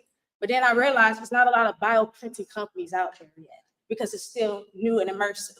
And so the scale up for this would be, once I optimize this formula and I get it approved through FDA regulations, we worked in another lab. So I'm a chemical engineering lab, chemistry lab. I partner up with a mechanical engineering lab to start 3D printing actual organs. Like this is 3D printing using a polymer called PLA, right? My polymer is, so it's like a optimized version of PLA. And so scale up is something I'm considering. I'm working on it after I finish optimizing my formula. Patenting is something that's been coming up many, many times. And I've been directed by this lovely board that's in Georgia that you see here. They're pointing me in the right direction to consult legal patents and people to help me put this protected and under placement. So thank you for that question. We have time for one more question. Awesome idea, great pitch. My question is just around like maintenance or repairs. What do you do with your product? You have a part, 3D printed part, it's like issues or failed. I would imagine that would be critical and something you can turn quick. So what have you thought about to kind of limit some of those liabilities? So you're asking, when the heart is 3D printed and it potentially fails or it needs maintenance, what are we going to do as a company? Well, I want to just remind you that I am making ink first, and I have done it. I'm going to scale it up to include organs, but right now we're focusing on the ink synthesis. And I am going to offer services, as I mentioned in this slide, for my consumers. And right now, there's consumers, pharmaceuticals. They're the ones that are going to be responsible for 3D printing our organs. But if a problem were to occur with my product, I'll be able, hopefully my business will be expanded to include more engineers, not just chemical, but biomedical or mechanical, to help service the people to ensure that my product's quality and top tier that it works.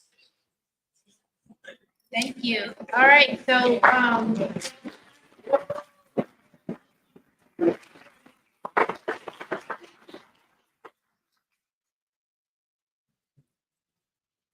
All right, I'm Dr. Christy Haywood. Are you all enjoying yourselves? Yeah. We have some amazing entrepreneurs in our lives. Oh my God. I try to work with half of y'all, most of y'all, all of y'all in my business. So let's get back to my game. We have some seasoned saints in here who have been in NSBE over 20 years. Raise your hand for me again. Okay, sir. I got to hear your story. Tell me your name, what region you're from, a chapter of your life, and give me a brief part of your business story. Our responsibilities and professionals, charter president, member of this NSBE. So I see the whole gamut, and it's just the long-term vision of the county for being constantly evolving and having to being an engineer and person. Memoir Photos.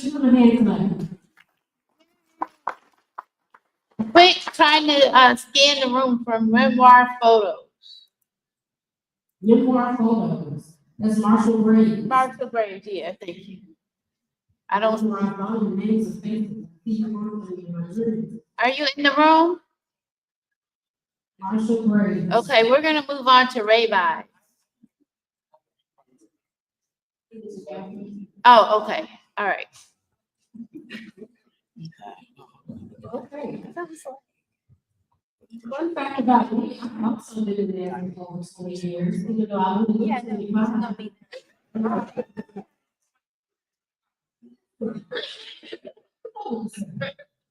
I joined NSBE in 1998, and then at Liberty Washington High School in Tuskegee, Alabama. And I have been in NSBE through college and Tuskegee University, where I'm a program chair and senator. And all the way up to now, I'm 40, and I am a current member of Outstanding Dynamic and Exceptional Atlanta Professional Chapter. Region 3 chapter of the year, by the way. As well as serving on the board. So, any more of my 20-year plus? Oh, sir, I'm talking to you, man. You look like you want to talk about this. Share with me your name, your region, if you're in a chapter, and briefly share with me your name story.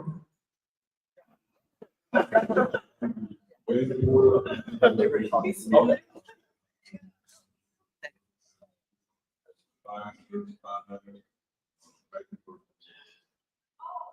like to be number one. Oh, wow. Got first.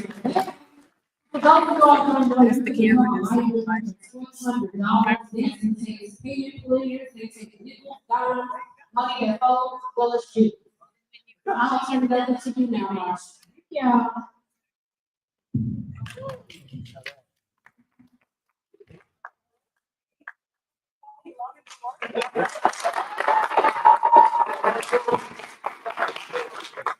Good afternoon, I'm Marshall. I'll be presenting Memoir. So what is the first thing that you do when you want to relive an old memory? Well, the first thing that most people do is they go straight to their photo library. However, for the 43 million blind people globally, this is simply not an option. The only thing that you hear when you tap on a photo is just the word photo. This is where Memoir comes in. Memoir is the first mobile photo library app directed for the visually impaired specifically. Memoir works by using AI to generate captions for every single photo in your photo library, uses facial recognition to recognize everyone in those photos, and also enables search without even needing to look at the photo by using AI to search by the description. The visually impaired use VoiceOver, which is an accessibility setting on your phone, which you can turn on to then hear everything read out on your screen. Here's a demo of Memoir being used with VoiceOver enabled. Okay. 1 second. December 2024. Landscape of ocean shore Here at the Kapalua Bay. voiceover Hike on the in the ridges of Maui. You and your family on a boardwalk in Maui. Hawaii. You and your family on a boardwalk in. Okay. You can also search in Memoir by providing a description of what you want to find. For example, if I want to find a photo of my family at graduation, I could search up family photo of my graduation, and the exact photo I'm looking for would pop right up. Now I can double tap on that photo and relive the moment through my AI generated caption. You can listen to the caption, get information such as the location and the people in the photo, and also use our chatbot feature to ask any other question I might have. We're offering a free trial where you can upload up to 100 photos for the first 7 days. And then our pro model, you can subscribe for only $5 a month and have unlimited access to all to all your photos and use our advanced features such as our AI photo editing and AI generated album features.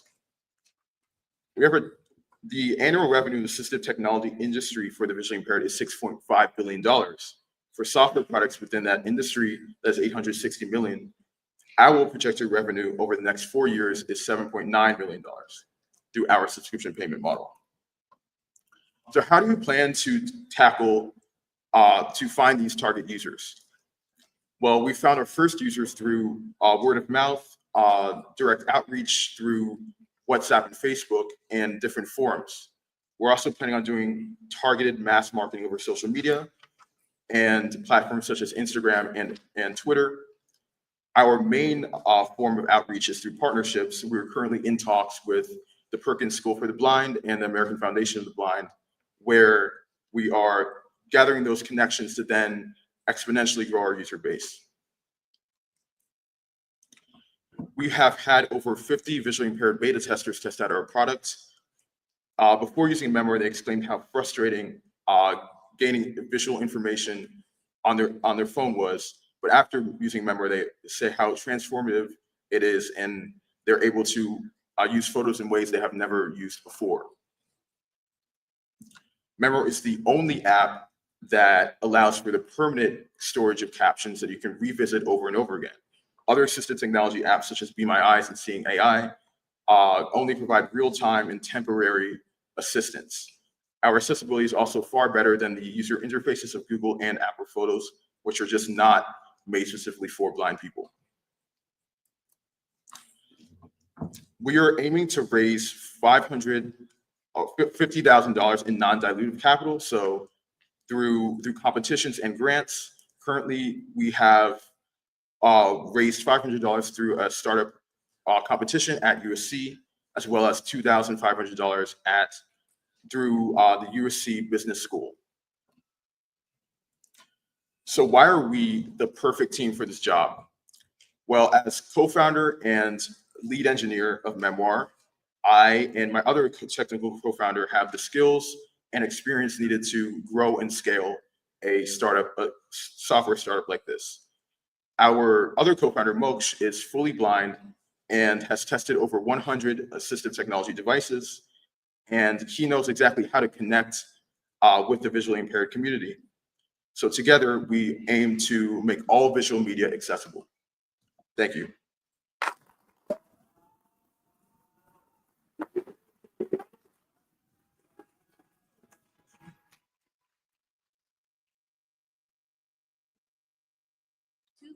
We have time for 2 to 3 questions. 5 minutes on. Question. Can you explain why this wouldn't be really interesting for people who are not visually impaired? It seems like a product that can address a much larger marketplace, but we're curious about the direction. Yeah, so that's a good question. We've thought a lot about expanding beyond the visually impaired space. It is a little bit difficult because there are a lot of advancement in AI, especially done by companies like Google and Apple, that we don't necessarily want to try and do and then immediately get beaten by large companies immediately. So we do think it's good to stick with our main audience that we're trying to really target. I believe that targeting an audience specifically like this is, and staying true to that, is a way to really build a product that actually matters. That's it.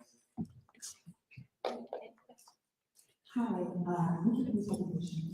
So my question is regarding the facial recognition feature. Could you share a little bit more about how that works in your application? Yes. So I do have a slide.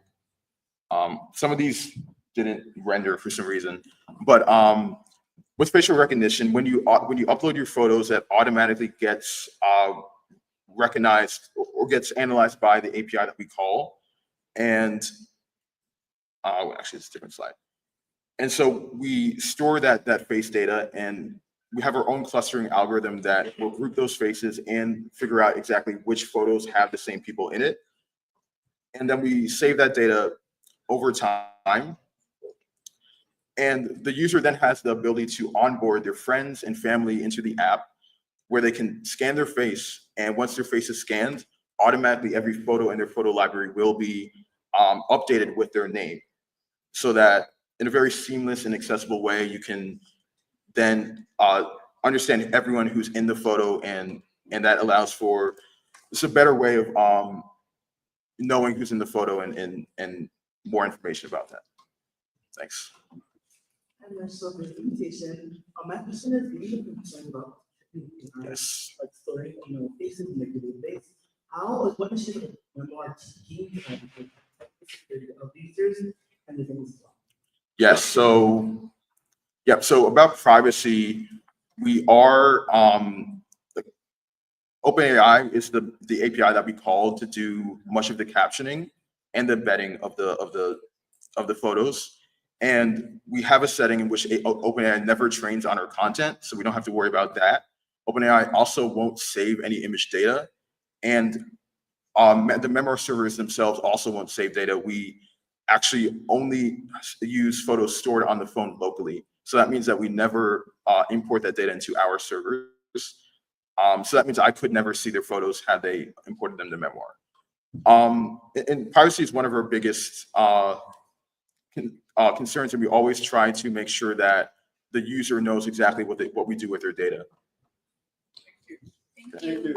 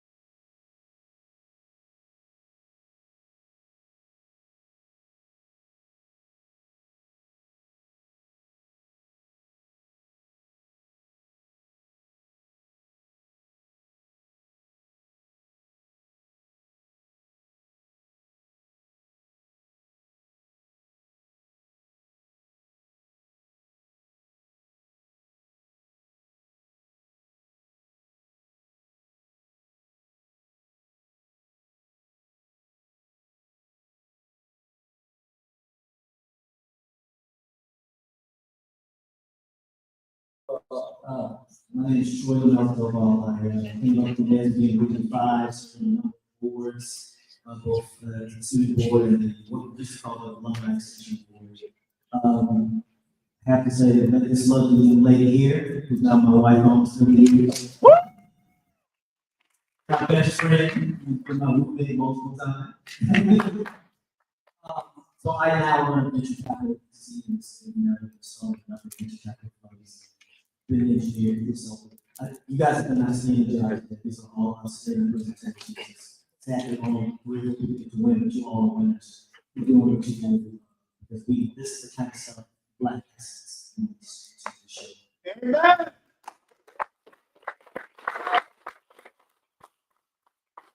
Okay, John, take it away. Good evening, good afternoon, everyone. How's everyone doing?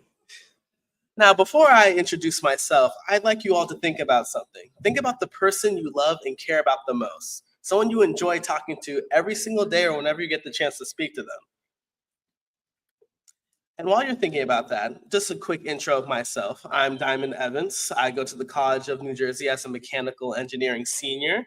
And the reason I'm up here today is to share a bit of what I would like to see in the world, whether it be today, tomorrow, or years from now. And we'll be going through the basic problem statement, product, market, and business model. And now let's give it a do. Now, the issue that we have at hand is that person you were thinking about, that you love so much, your connection with them can disappear the moment their phone dies. You won't know where they are, what they're up to, and they won't be able to contact you if anything were to happen. It happens to everyone, even me. But what are we going to do about it? Well, we have battery packs. And given the state of the world, we have battery packs of alternate energies like solar power. The issue is their efficiency and their durability are very lacking. Most of the ones, like the ones you see on screen, are unable to survive a year after purchase, whether they can't charge properly or overuse of having to be charged by your outlet in the wall cause it to stop working. And I wanted to introduce us a little solution to this problem. Not just any solution, a more stylish one, because I know everyone here likes to look nice, don't you? So, Array Vive. What is Array Vive? Well, it's a solar-powered power bank, which we already see exists, but it's supposed to be an accessory. So in other words, you would wear it wherever you go on your person, depending on how you like to wear your accessories, whether it be a necklace or an ornament, or even a piece of clothing. Now, these are just a few models. The first two were designed by yours truly, and the ones in the third image will be designed in time. We have the visuals, just not the physical. My design is supposed to be lightweight as well as portable. The whole point, you have to wear it, and it's supposed to be customizable by a website that will be running up shortly. Now, a little product demo. So, as you see on screen, this is my first prototype. It's shaped like a star because I love my fedora and I want to have a huge star on the front. Look like a cowboy. I thank my father. And in this video, let's see if it gets to play.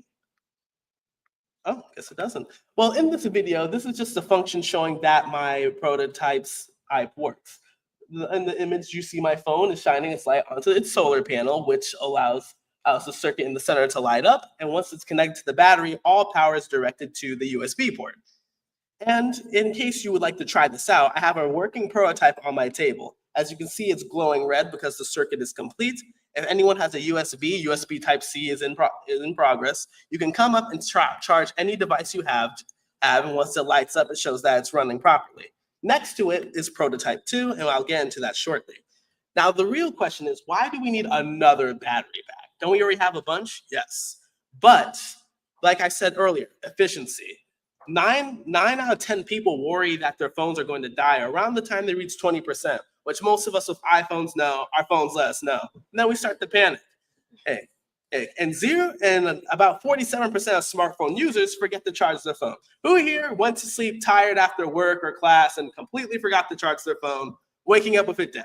Yeah, me too, literally this morning. And about 33% of people, it dies twice in a week. And someone say, oh, my phone dies, whatever. I'm like, your phone can die and an emergency can happen. We've seen the last couple years, and emergencies happen every single day, where we need to contact those we love and care for. Now, I did do an analysis because, of course, my product will have to be in competition with everyone currently out there. Now, the biggest thing is both its efficiency and how stylish it looks. Just like me, it looks very good, very good. Now, my target audience is mainly children and high schoolers. It's because most kids would like to see their favorite thing, like Pokemon whatever newfangled shows are out these days. I don't know. I'm out of the market. But also people who are outdoors most of the time who can't access a charging station, which I like to add that I love that this convention center has a bunch. Now, like I've been saying, it already exists, the idea of a portable charger. But the market for power banks, wearable technology, and solar technology have been showing really good progress of increasing over the next couple of years, which means I have a good foot in the door already. Now, this is a sample of the market I'm going for.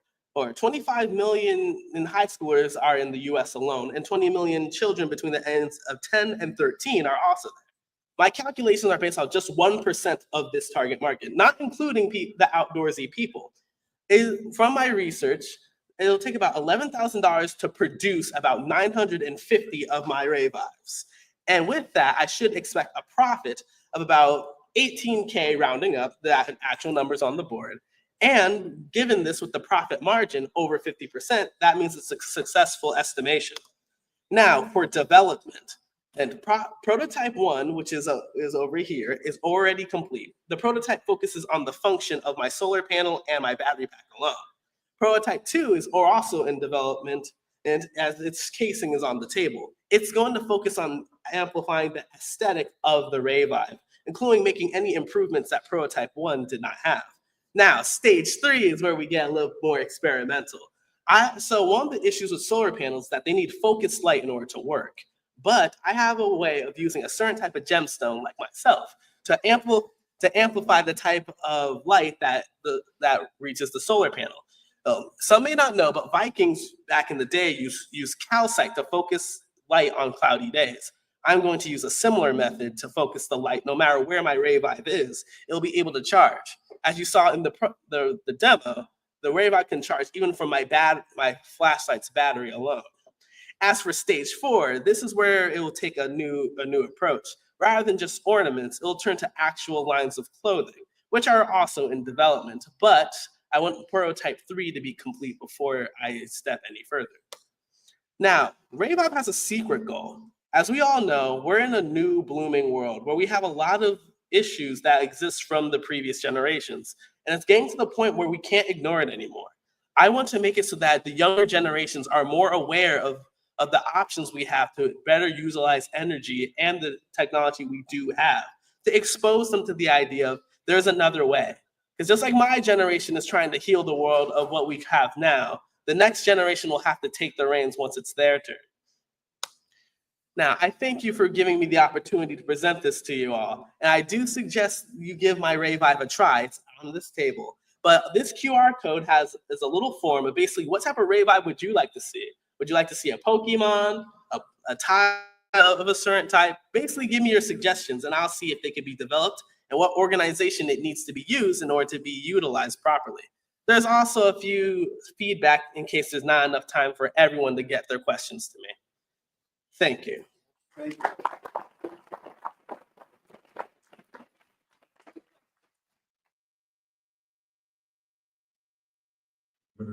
Presentation. So my question is basically about your marketing. So your marketing towards children, youth, as well as people who are outdoors. I was just seeing like what kind of batteries are you using? You know, like the big battery volatile.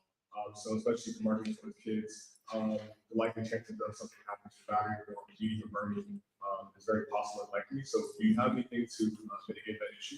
Yes. So the material that the current iteration of the Vive is made of is 3D printed. It's a PLA plus. So that material can melt at about 230 degrees. So to prevent this from happening, the battery used is pre-made that it can't prevent any overcharging or current moving without it being in something being connected to it. So unless it's being used, heat won't be generated or overused. Well, one of the things about battery packs I have personal battery packs, you get one like Walgreens, CVS. Is there like price cycle? Like you might have for a couple of years and then this charges on the report. I know that was something you initially talked about. Could you talk maybe about like the life cycle of the solar panel compared to what's on the market now? So I think that could be a really good starting point if it has a longer life cycle than current existing battery packs. Especially because the design is cute and that's. That is an excellent question. So the prototype on the table does use the current market battery packs, but prototype 1 isn't what's going to be sold. Prototype 2 and 3 will. So the next prototype, since it'll be layered with calcite, will be able to more durable since it uses, rather than a fragile glass, it uses an actual gemstone, which has a higher durability. The only issue would be if it gets worn over time, basically like if a person drops it or like exposed to the elements for too long, but it'll be able to be replaced. Everything will be able to be ordered from the website that's being designed, including custom-made designs. How long does it take to charge a phone from 0% to 100%? And will stylishness impact how well the battery works?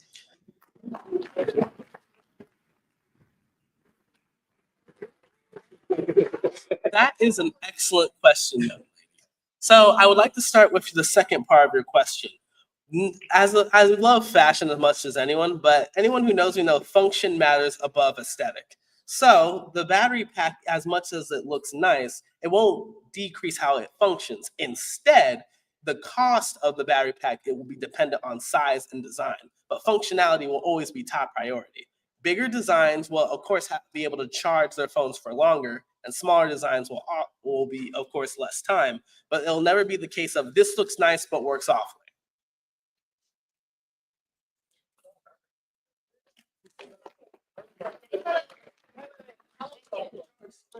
That's a good question. So I'm still running tests because I want to do 3 separate solar panels and how long it takes to charge. So at this time, I'm unaware. But given that I plan on making a prototype that focuses light, whether it be direct or not, will increase the charge time compared to what is currently available on the market. So you will not have to worry about taking forever.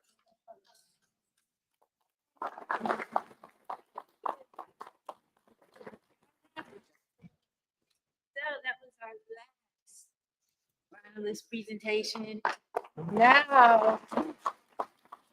Now it is time for the judges to do the deliberation, but it's also time for you all to do something as well if you haven't already done it. So I'm holding up these $100 bills.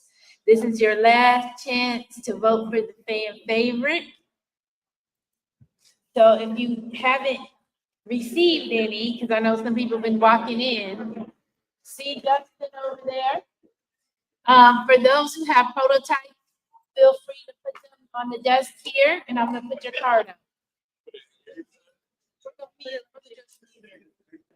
And any samples or anything like that. So, yeah. Just gonna go outside? Yes. Okay.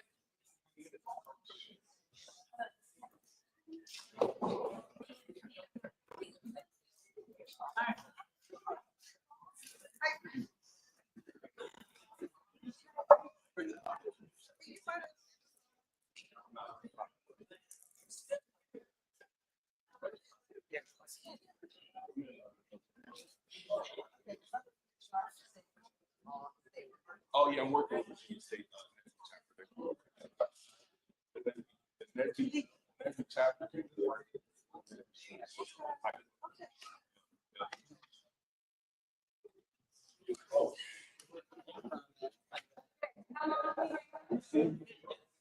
You can do it in 10 minutes, that'd be great.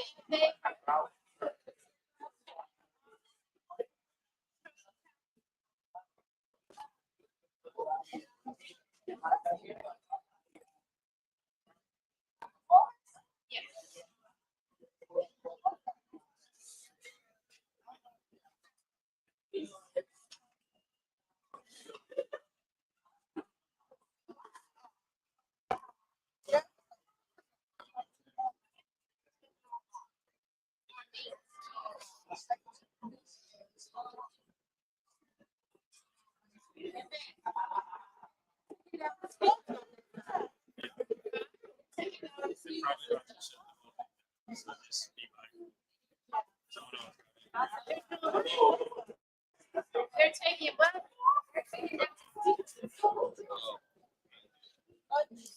Oh, no, we got it. Okay. Yeah, go ahead.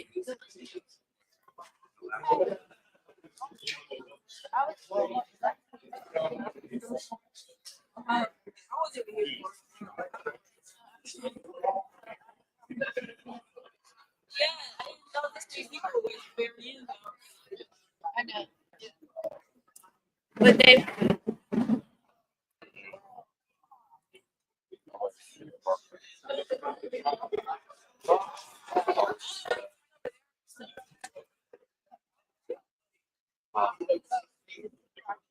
Everyone, I want to make a. They took this. Turn it off. I think they took the speaker. They took the speaker, so we gonna be yelling because they just took the speaker. I thought we had till 3:30. They took the speaker. I thought we had until he's taking the chair. I thought we had till 3:30.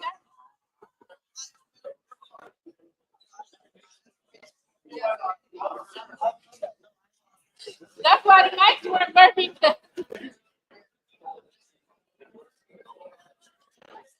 right, y'all. Everybody do their big favorite. Yeah, I forgot my.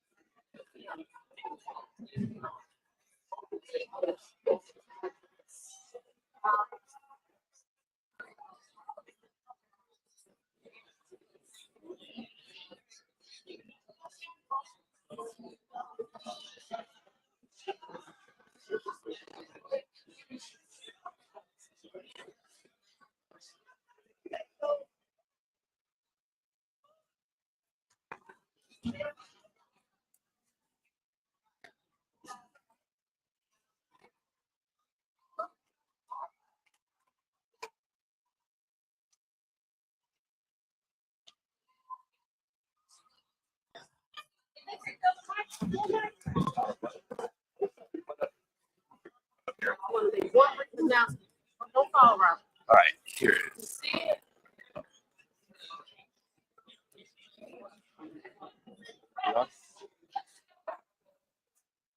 Not on? Oh, they took the speaker. What? They took the speaker. Yeah.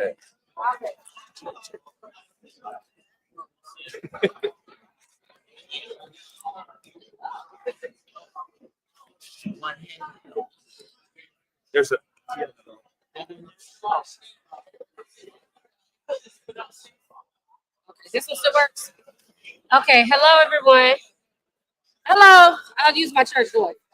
May I have your attention, please? Okay, two quick things. One, I'm gonna need you all to be quiet when we start doing the presentations because as you can see, the speakers are gone and we're gonna have to enunciate and use our church voice. Number two, for all of the finalists who had teams and you did not previously before today, share with me your team members. Please send me an email to entrepreneurcom, the COMM, at NSBE.org and list all of your team members that you had presenting with you today. If you didn't previously give me that information, I will prepare for them their certificates and email them to you. Okay, so that's entrepreneurcom and that's COMM at NSBE.org. And I'm Dr. Christy Hager, Communications Director, for those who don't know. Thank you. Okay.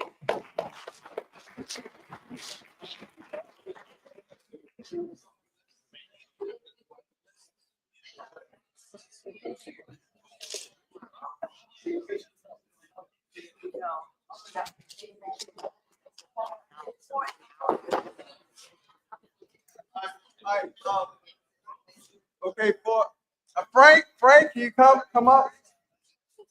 Frank?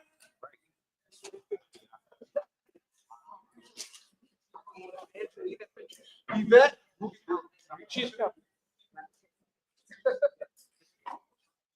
Yvette? So let someone else. Come on. All right, we're gonna announce our third place. Our third place. Our third place. Let me make sure I get the right. Our third place goes to. Our third place goes to Give Up.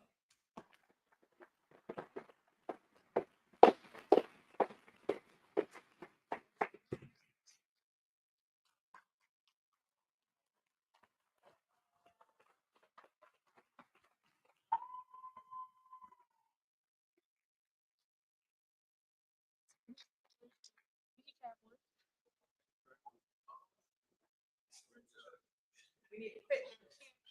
Turn around quickly.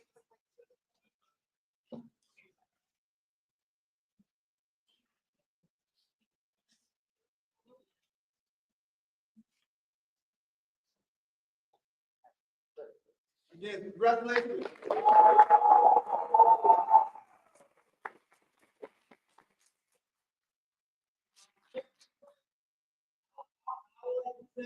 First and second, very close. But our second place goes to Oink.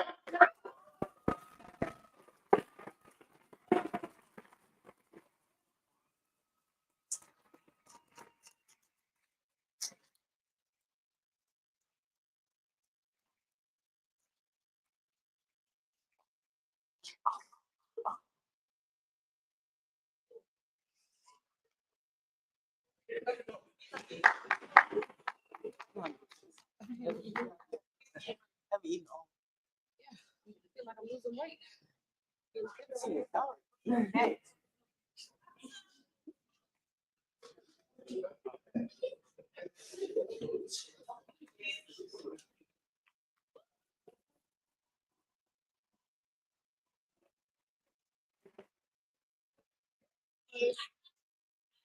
And our place goes to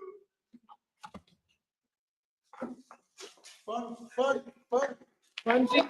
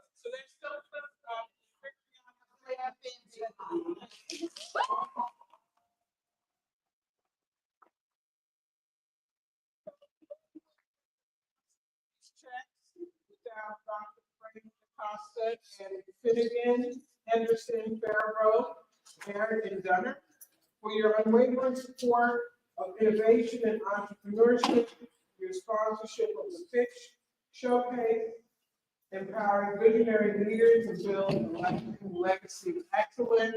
We want to say thank you from the Entrepreneurship sake.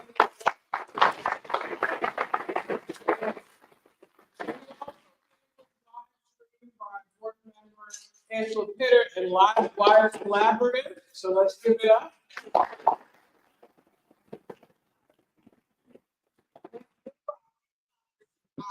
Our marketing, certificates, and everything surrounding this event has been done by Dr. Crispy Hagan, also Elise Engineering. So we're also representing what entrepreneurship could look like for you as well.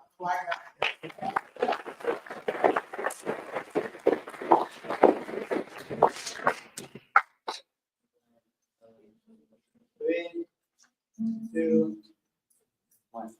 And then you know, do that, baby. It was her idea. She loved it. Hey,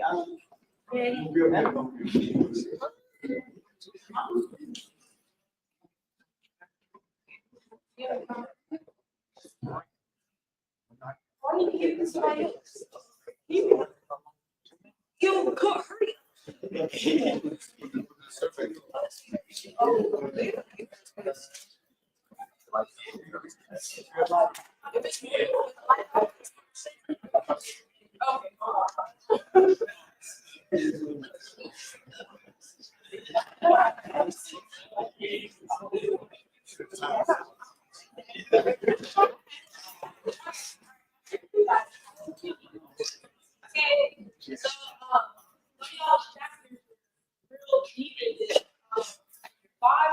People filled out the online. 500 people. 500 people. And then, yeah, there's a lot of people in person. I wasn't expecting to count that much money. I'll have to schedule more time. But for third place.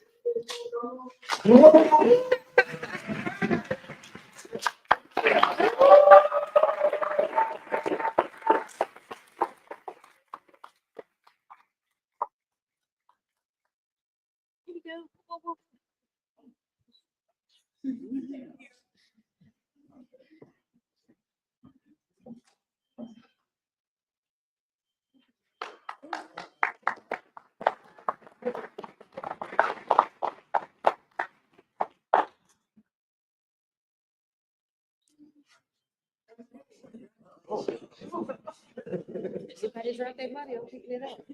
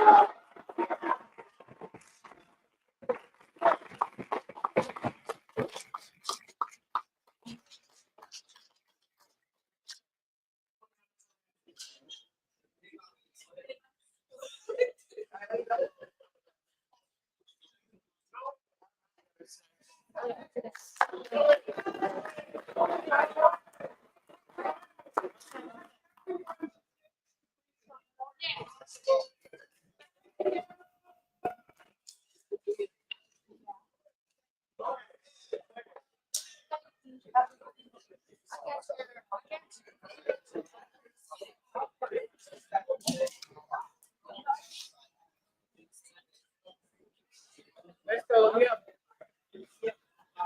Focus back.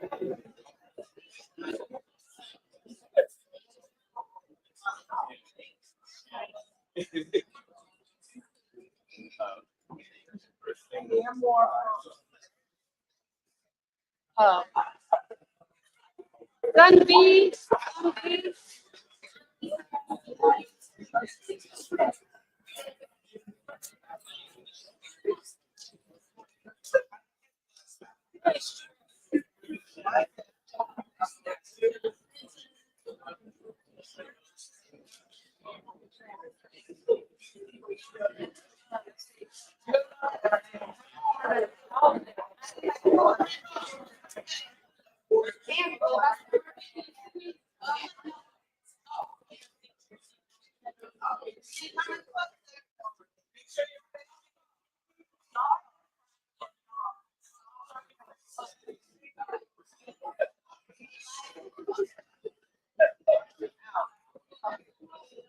Hold on.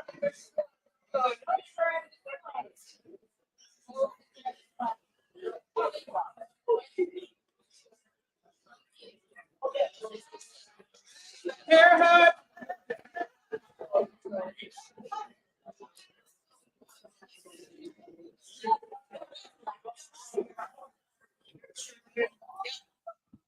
Come on, hair hub. Y'all over there counting your money because you don't want to share with us. Come on.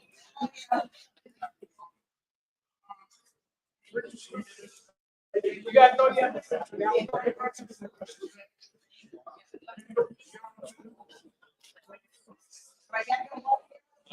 Frank. And on your way down.